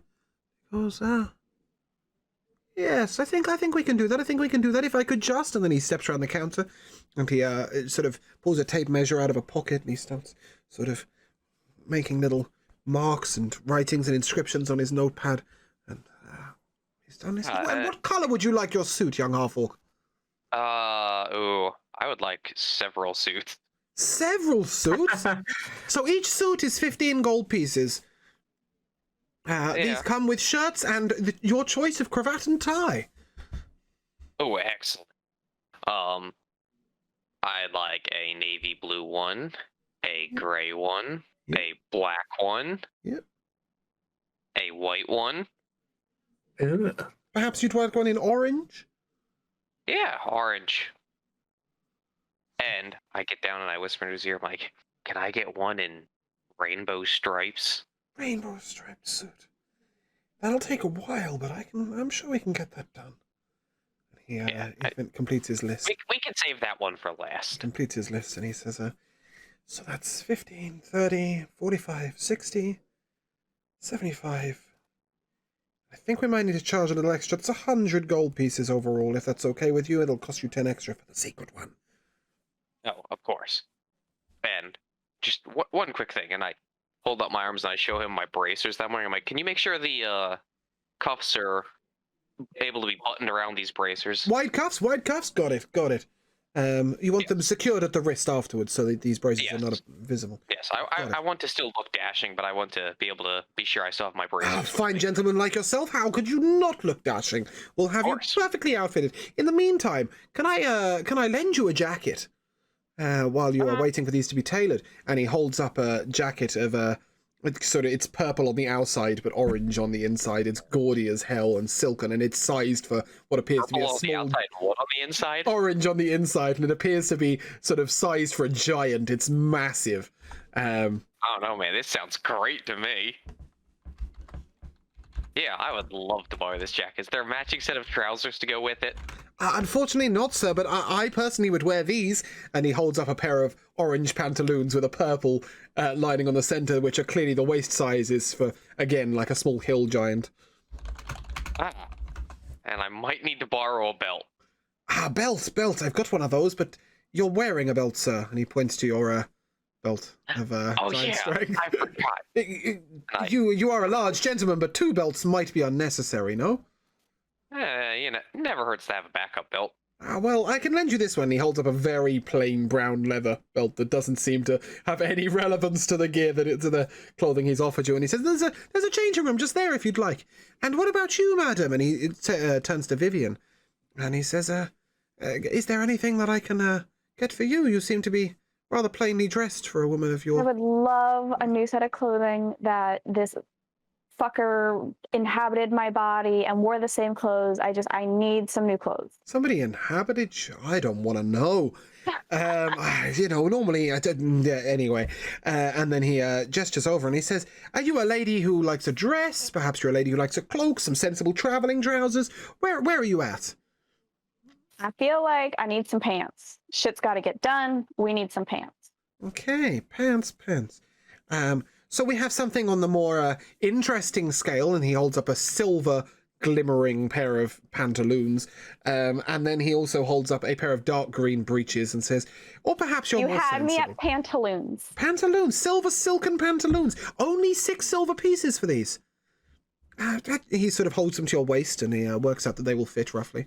He says, "And what does a wonderful lady like yourself wear on the top for one of these?" And he holds up a deep purple shirt, and a deep red shirt, and a pale pink shirt, and he holds all 3, he's struggling to hold all 3 up, and he sort of... Any of these my interesting? skin is lime green. Beautiful. So I feel like red is out. You would look like a Christmas tree, yes. Perhaps the pale pink? Pink, yeah, I'm feeling watermelon-y. Pale pink with silver. You're going to look wonderful. And... my lady, can I interest you in a cloak to go with that? No. We have some more magical cloaks, if you wish. Nah. No cloak. She's a lady of the free arm. Well, here you are. I'd suggest waiting till the other gentleman comes out the changing room before you head on in. But yeah, that's absolutely fine.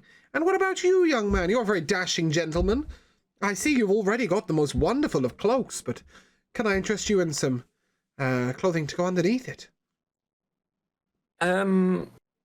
Well, I don't just want any normal kind of clothing. Looking for something a bit more mystical, are you? If that's something you can do. An elf friend of mine has enchanted some gear in some of the most wonderful ways. I have this here, and he holds up a grim-looking hide jerkin. It's like a waistcoat. And he says that this here is known to turn arrows, but not so sure about the smell. Perhaps this might be more interesting to you. And he holds up a glistening shirt of sort of it's bright white with sparkling silver buttons. And he says, this shirt is known to bestow a certain charm to anybody who wears it. And then he holds up a deep black pair of trousers, and he says, and these are for the more stealthily inclined. These are the magical clothing items I have, unless you want to take a look at the cloaks and stuff we have on the wall. And he gestures towards the feathered half cape and says, that can even help you fly. A white, sparkly one. Do you have that in any other color? It's not sparkly. It's white with sparkling silver buttons. Okay, well, the white one with sparkly silver buttons. Do you have that We in could another dye it. We could dye it any color you like. Great, I'll take that, please. What color would you like it in? I would like it in a... Perhaps a deep in a- blue? Yes. Rainbow stripes. Of the finest of deep blue colors. At this Can point, match Wolfgang's new party suit. at this point, Wolfgang, it's fair to say that you are now dressed in your Oh yeah, I'm dressed in my temporary monstrosity. humongous, oversized orange and Excuse me, good purple sir. outfit. Yes, what can I do for you, Wolfgang? I heard you said something about a friend with some enchanting powers. Yes, our elven friend. She pops by on Tuesdays. Oh, Yes, Kalos. She's known for enchanting gear. It's quite the pricey. see, I was wondering if she would be able to enchant my new suits and make them a little bit more resistant than your average suit, so they might hold up a little while. Well, once we have them all tailored for you, you can come and collect them. We can have the tailors working through the night, all apart from the secret suit. We could probably get done by Tuesday, and then she'll be here. And if you come and collect them, we can discuss with her what sort of enchantments you might wish. Oh, okay. I would love that very much. We can do that. We can do that. Young lady, that was 12 silver pieces, if you wouldn't mind. And young gentleman there, it's 100 gold pieces for your shirt. Deal. All right, so hold on. I'm going to walk up to the counter, ready to pay, but then I'm going to look at him and say, since we're bringing you so much business today, perhaps you could cut us a deal. And then I wink at him with both eyes. The classic double eye wink. Heather's Oh. signature move. For a charming young lady like yourself, how about we cut yours down to 9 silver pieces, and perhaps we give this gentleman the shirt at 100 and maybe 95 gold pieces.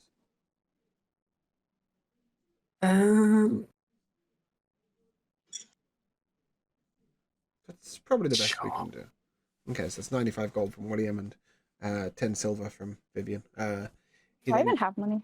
Yes. You should have at some point if you added it. Kalefi, are you with us? Yes. He turns to you and he says, and for a striking tiefling like yourself, perhaps I can interest you in some of our more magical wear. Perhaps. You said so. We have What a- else was there? a You said you had cloak of- available. The most scintillating colours. We have a cloak of protection.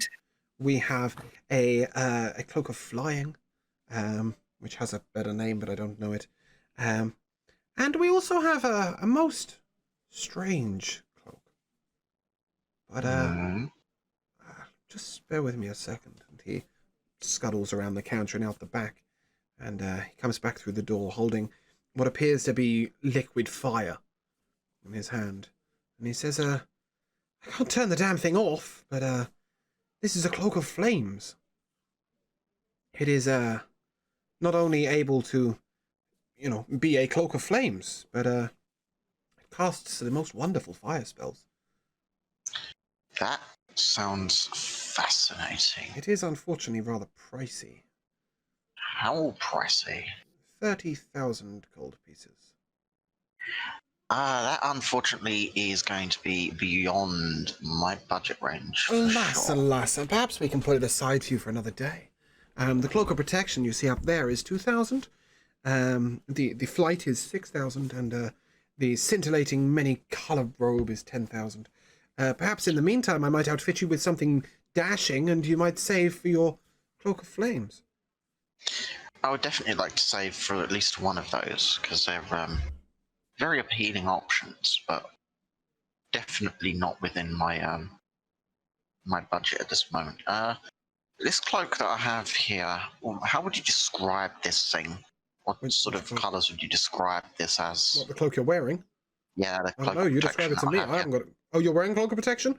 Ah, it Yeah, would be yeah. an exact match for the one on the wall, which is sort of many fine black scales, sort of interlocked. Okay. Then, in that case, how's about... This is a cloak of black scales, and why not a black robe with some gold trimmings? Black robe, gold trimming. Black robe, gold trimming. How tall are you? How tall are you? This tall? This one's going to fall a little short at the knee. You're looking at sort of calf length. I could have it lengthened for you by Tuesday, and then he holds up a long black flowing robe, which has a little bit of gold trimming around the neck, but then it has two large silver keys on either side embroidered into the cloak. And around the bottom is a sort of red, sort of almost like sequin effect around the bottom trim. That looks pretty good.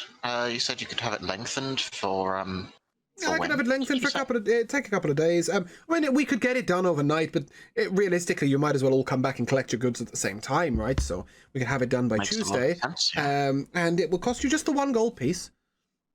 Okay, that's a deal. You have yourself a trade. That's wonderful. I'll have that done for you. And he makes a note in his book. Speaking of notes in books, allow me to write down all of that so that we have it written.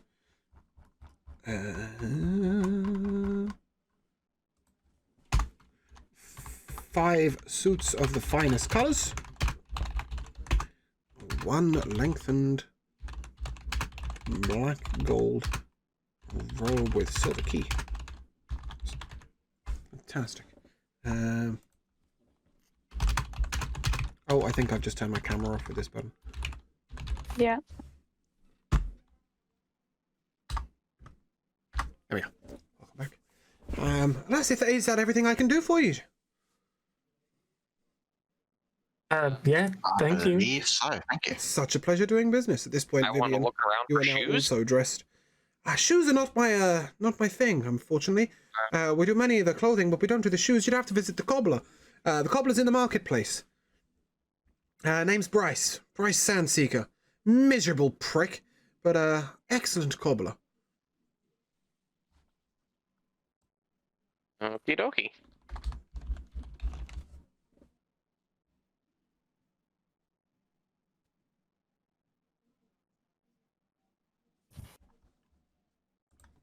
So we're leaving, right? Talk to me. I'm not telling you whether you're leaving. You're telling me whether you're leaving. Sounds Are you good to leaving?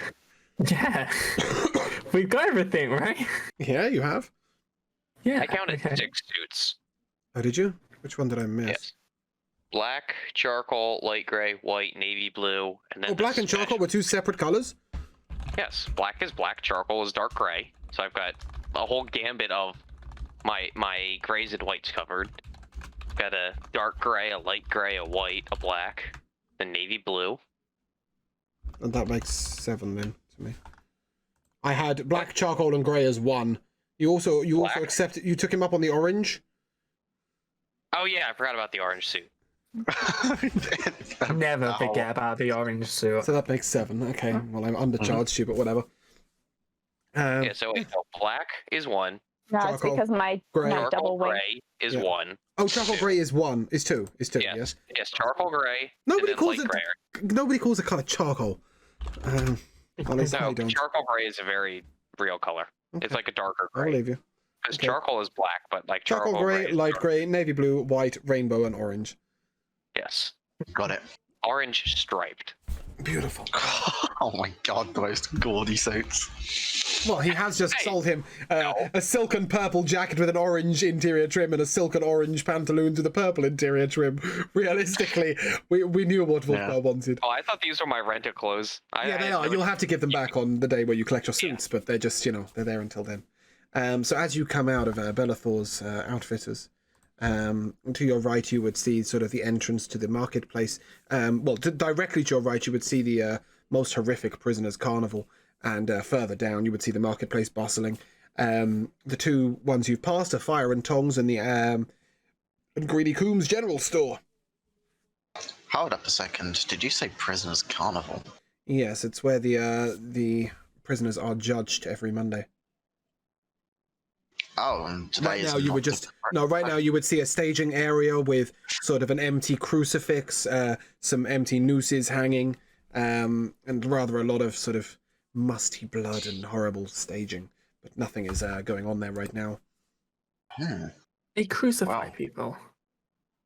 That's for you to guess, but it's a crucifix, so you would assume so. Sounds intriguing. Intriguing. At this point, it is sort of now 3 o'clock in the afternoon. It is fair to say you might be able to visit another store or two before the day passes, before the stores close. And Luna is performing in the evening at the College of Glamour. You could also be looking to, you might also want to secure yourself some rooms. Oh yeah, shit. I still want to go to that shoe store. You would like to go to the Cobblers. Will you be going Yes. alone? I'll go Uh, with go with- him. Anyone who wants to come with me. No, I'm gonna go try and Ooh, find Wait, a room before for we the- leave the other place, I would like to get some swatch templates of the materials that my suits will be made out of. Oh my Yep. goodness. It's fair to say that he would have given those to you when you were Yeah, choosing yeah. colours. Okay. So you've got Yes. those. Yeah. Listen, Wolfgang maybe don't, but he was brought up with class and he knows how to dress. Okay, so Wolfgang and Vivienne are heading to the Cobblers, is that correct? Yes. William, you said you were headed back to the Cutlers to get some rooms? Sure, I'll get other people. Or a room? Okay, A back to room. Getting him a room, 100%. Reluctantly get everyone else a room. So, William and Calefi, as you return down the street, you pass Greedy Coombs General Store, Fire and Tongs, the Alchemist's Hip Flask, and Athelian's Emporium of the Mystical and Magical. As you go to turn right, you see a store with a sort of a broomstick on the top with real flames coming out the top. And embroidered, it's sort of written on the wall in flames again, is Alania's Sorcery and Spellcraft. That will be a fascinating stop off sometime in the near future. I am very interested in that place. But And right then, now, yeah, I believe rooms may be a little bit more and important. then as you take a right, you head down towards the tavern. Which brings us to Wolfgang and Vivienne, who are crossing the marketplace where hawkers are calling out their wares. 3 cabbage, 2 silver, 3 cabbage, 2 silver, 1 copper, 6 strawberry, 1 copper, 6 strawberry. All this bustling noise is going around. There's 2 men who seem to be throwing fish at each other from one barrel to another across the edge of the marketplace. There's a smell of raw fish coming out.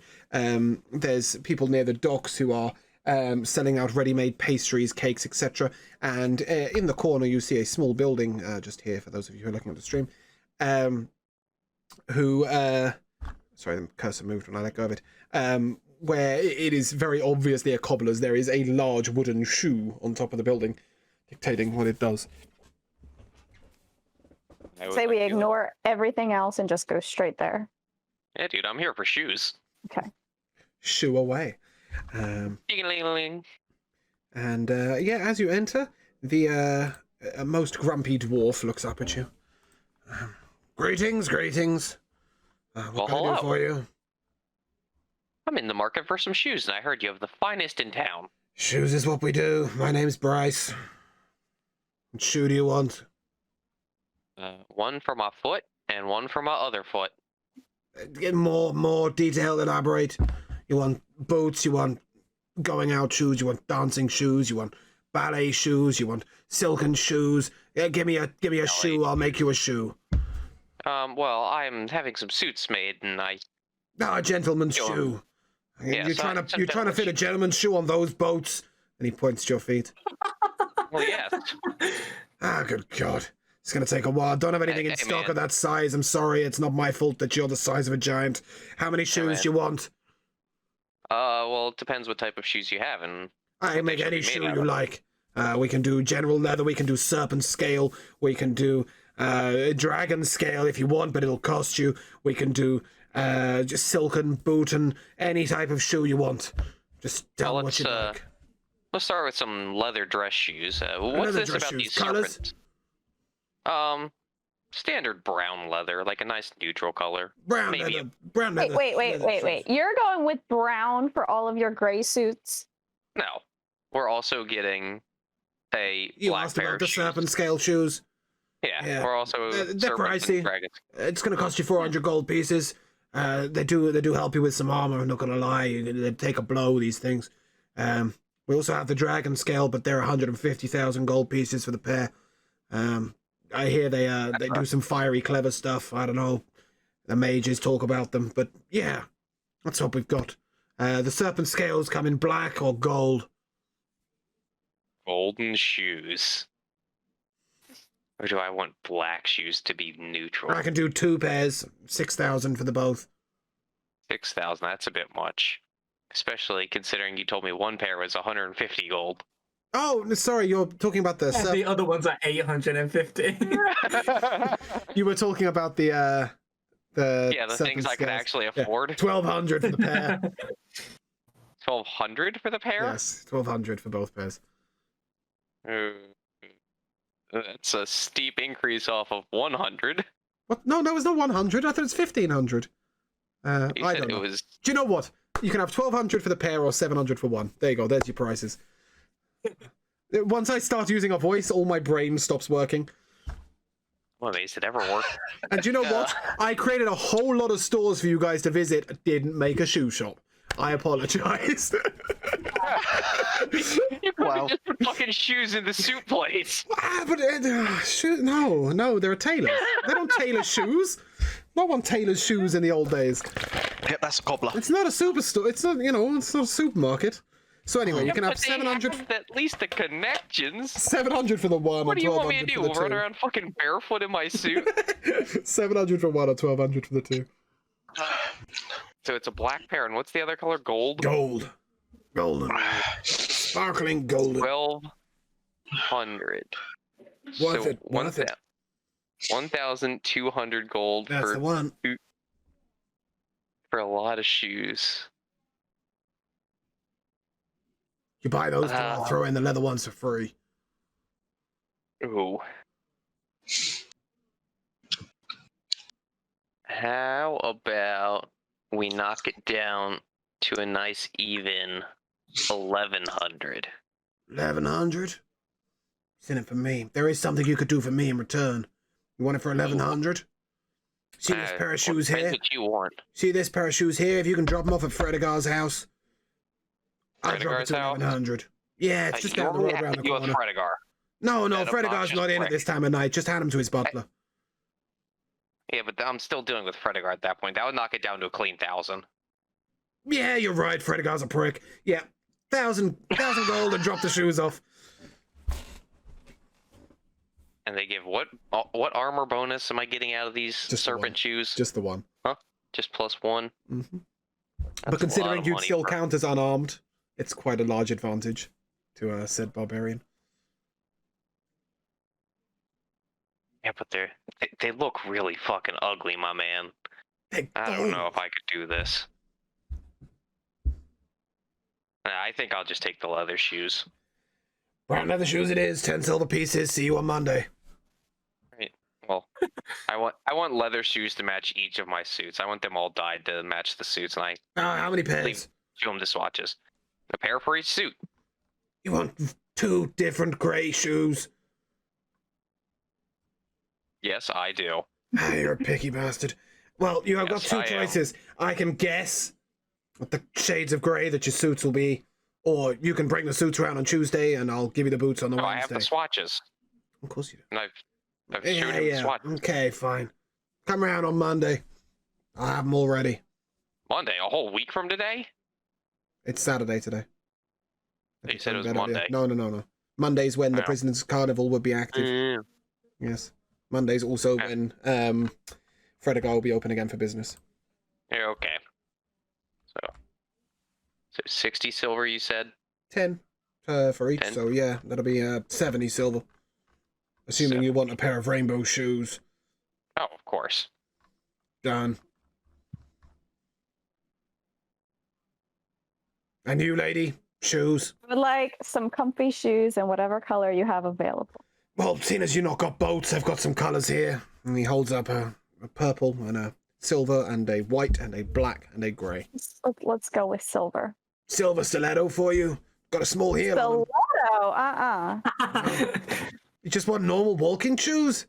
I said no. comfortable. good I sir. didn't have you down for that kind of lady. Apologies. Thought you'd What be does the that fine dress. even mean? I thought you'd be looking at how wonderful you look. I thought you'd be doing all the ball gowns and those sorts of shoes. You just want shoes for traveling. Got these and these, and he holds up a pair of brown leather boots and a pair of black leather boots. Nice, comfortable boots. What? So Black, just for reference, when you're 2 silver removing pieces. currency, it will not automatically take out your gold when you run out of silver, and I had to go fix it. Oh, okay. Thank you. You have to actually convert your own currency.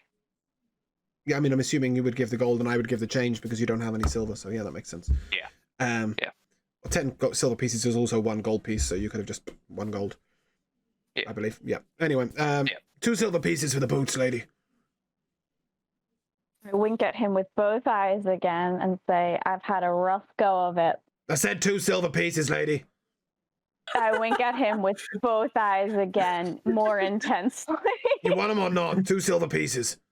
I look behind over her shoulder, and I also wink at him with both eyes. Keep doing that strange blinking thing, and you won't have any boots at all.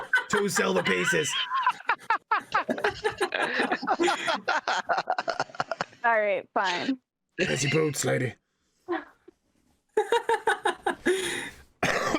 At this point, we resume with Kalefi and William, who have just wandered into the Cutlass Tavern,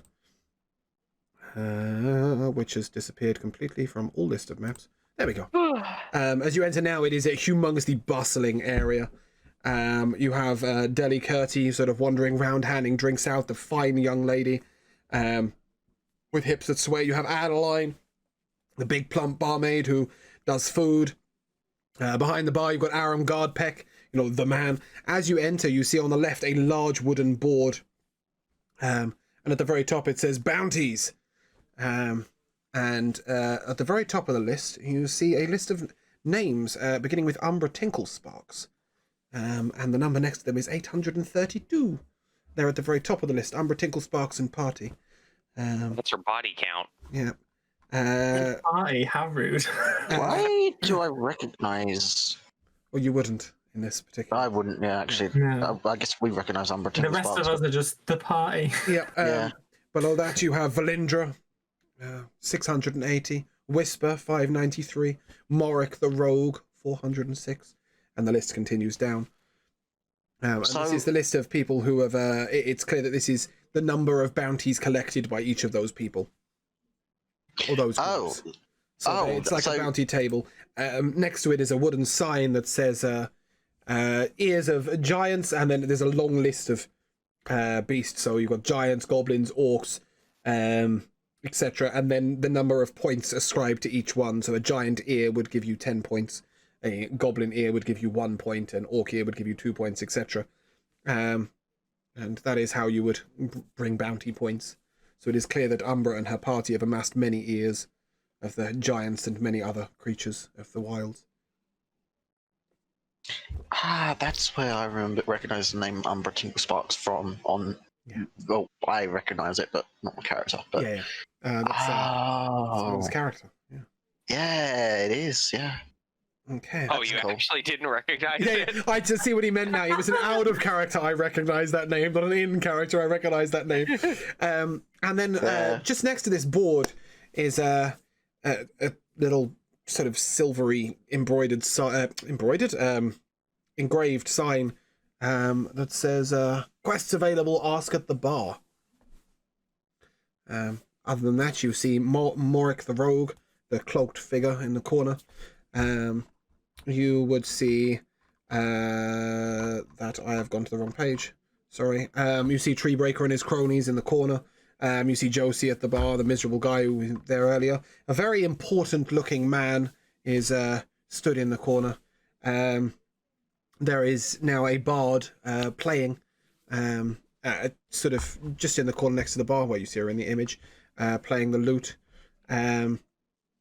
She is a very fine looking sort of half elf with long blonde hair. And then bustling at all the other tables are all the various other people.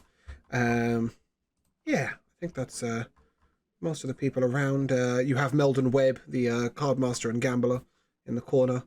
Yeah, I think that's most of the people that you would see.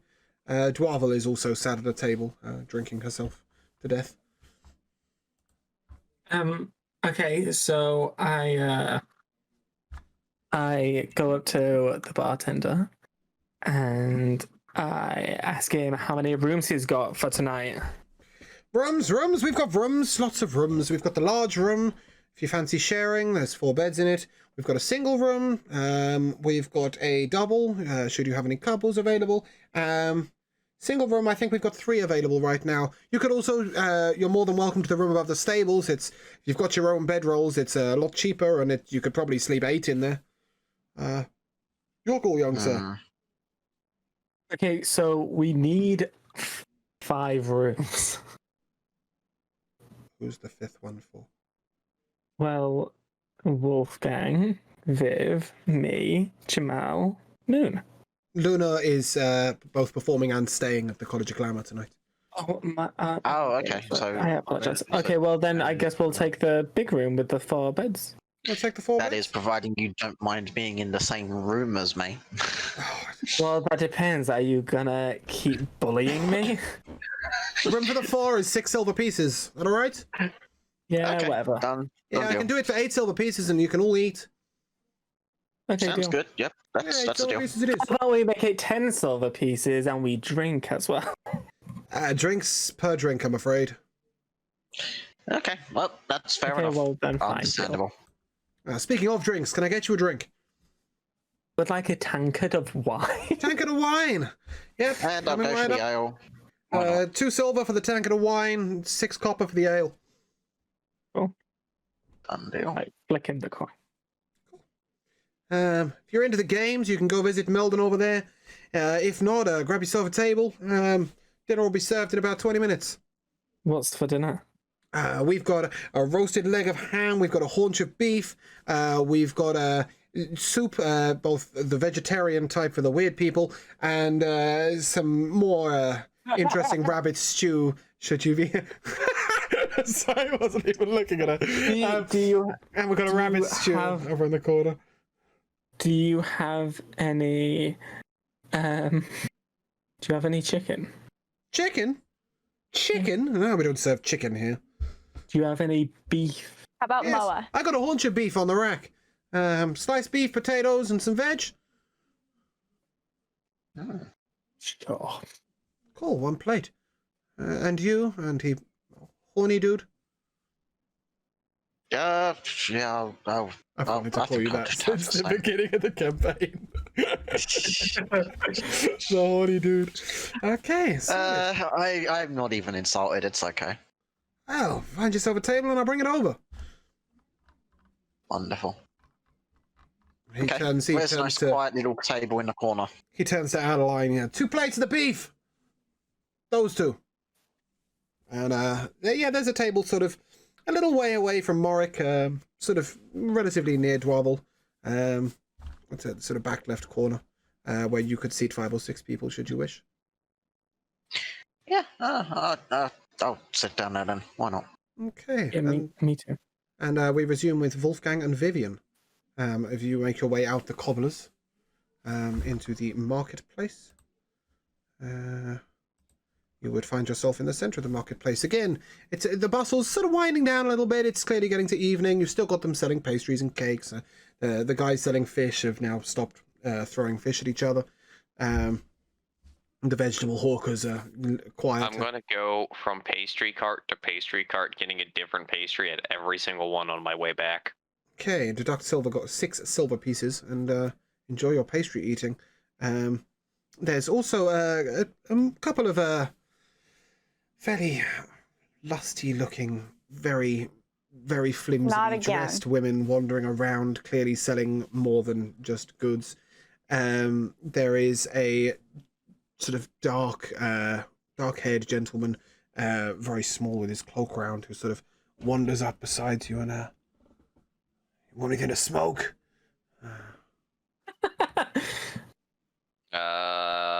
No, thank you.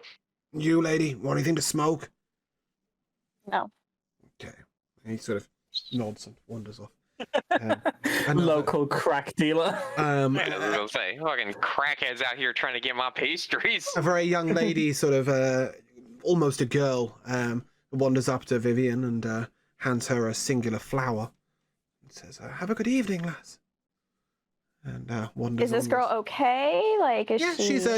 She's clearly she may be advertising for something, but she hasn't said anything. She's just handed you a flower and said, "Have a good evening, lass."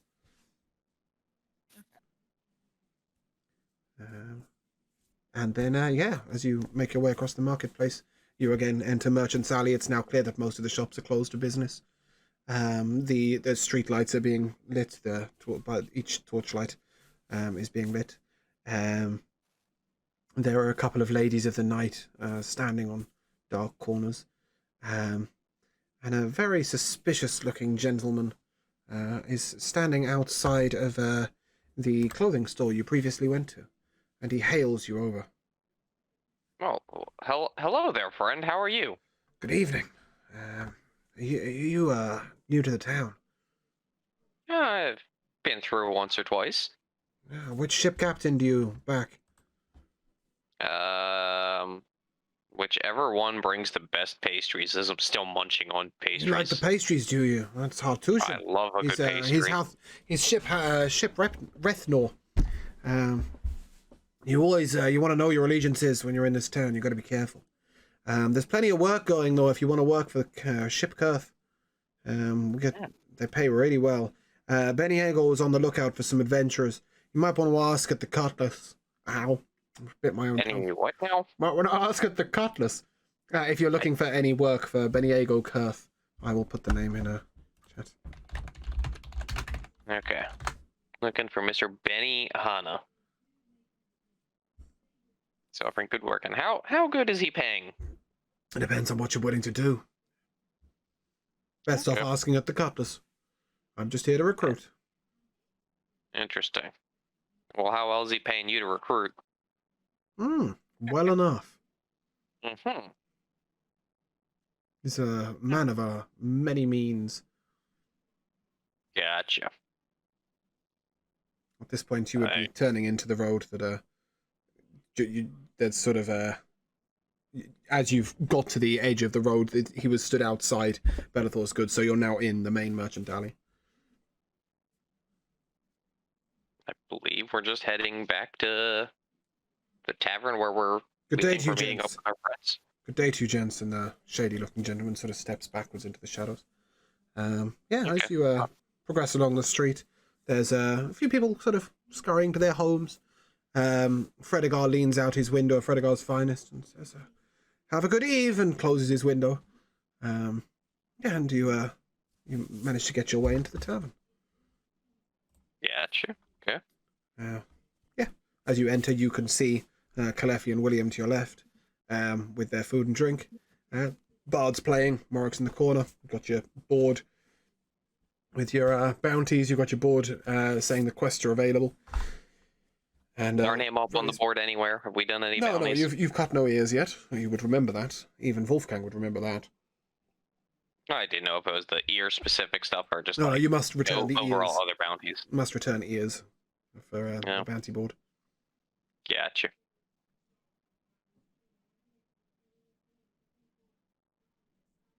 Are you standing in the doorway, or? For me, Go go ahead.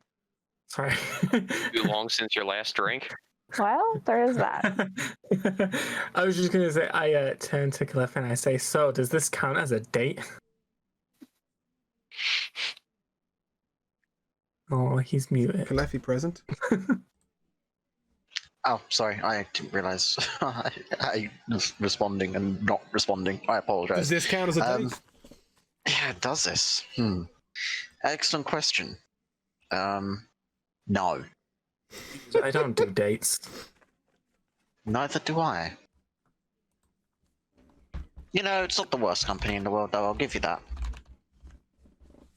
I just go, while like still eating. Wolfgang and Vivienne, you're in the doorway. Friends. I Good see the evening to sparks you. flying over there, and I hesitate to walk over. I don't want to Oh, interrupt. do they have a candle lit? I'm just going to wave Vivienne over then. All right, I'll go up. Okay. As you sit down with your friends, Adeline, the plump barmaid, sort of yells out across the tavern. Danny, go see to the two new ones, the Orcish people. And this young bussy lass, young bussy lass who very slight of frame, with a fair amount of cleavage going on, and a very unbuttoned Musty shirt. lass who is slight of frame. Yeah, she's tiny Girl's but got it all going humongous. on. Mysteriously looks like an Argonian. Her shirt is Oh, God, yeah. her shirt is very unbuttoned, and I she's am wearing very finding short a skirt. theme in the Um, women that James is creating for this campaign. No, you're And finding Wolfgang. what you're finding is a theme of the women that frequent medieval taverns, my darling. The rest of them are well kept ladies who Yeah, stay they at all home. look like ogres. Yep. She comes over and she goes. She looks at the two of you. Go drink. Of course. Are we running a tab for you, or are you? Sure. You got a room, haven't you? And she points at William. You got a room upstairs, is that right?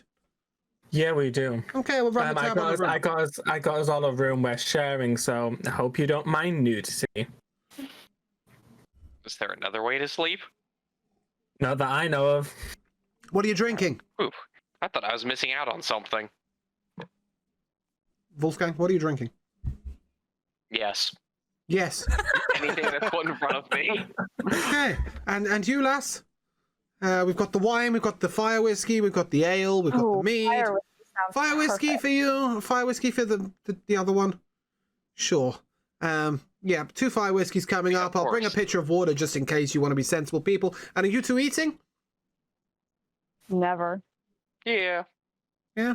Wolfgang's following his pastries. Would you like the beef, the lamb, or the pork? Yes. Bit of each. Lady, Yep. you eat? And Nope. lots of potatoes. Lady doesn't eat. Fire whiskey only. Got it. Good diet, that. I know that diet. She heads off to the bar. She keeps her figure. And at that point, we shall call it there as you settle down for your meal and your drinks. So yeah, thank you very much for coming. God, and you being here. expect me to remember fucking Beniago Kurth for next week? No, they'll Make be a note full. of it. I'll pull. Notepad it. Yeah, because you don't do notes yourselves, I will put notes in the channel. There we so that go. we'll have notes.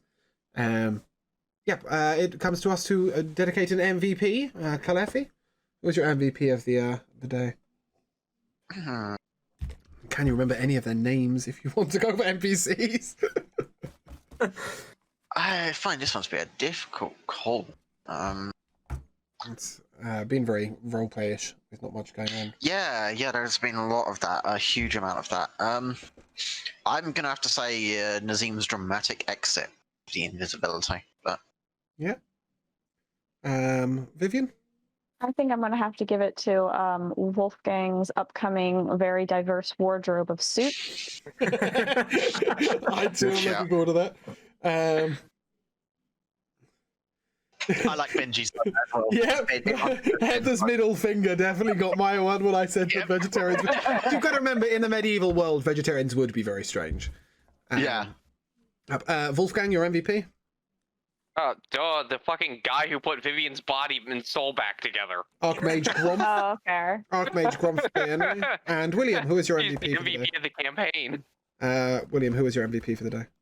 I think it's mine and Kalefi's mage hand fight. Oh yes. Yeah, thanks for being here. If you'd like to say goodbye, guys, I appreciate you coming. Bye. Bye. Until next time. Bye.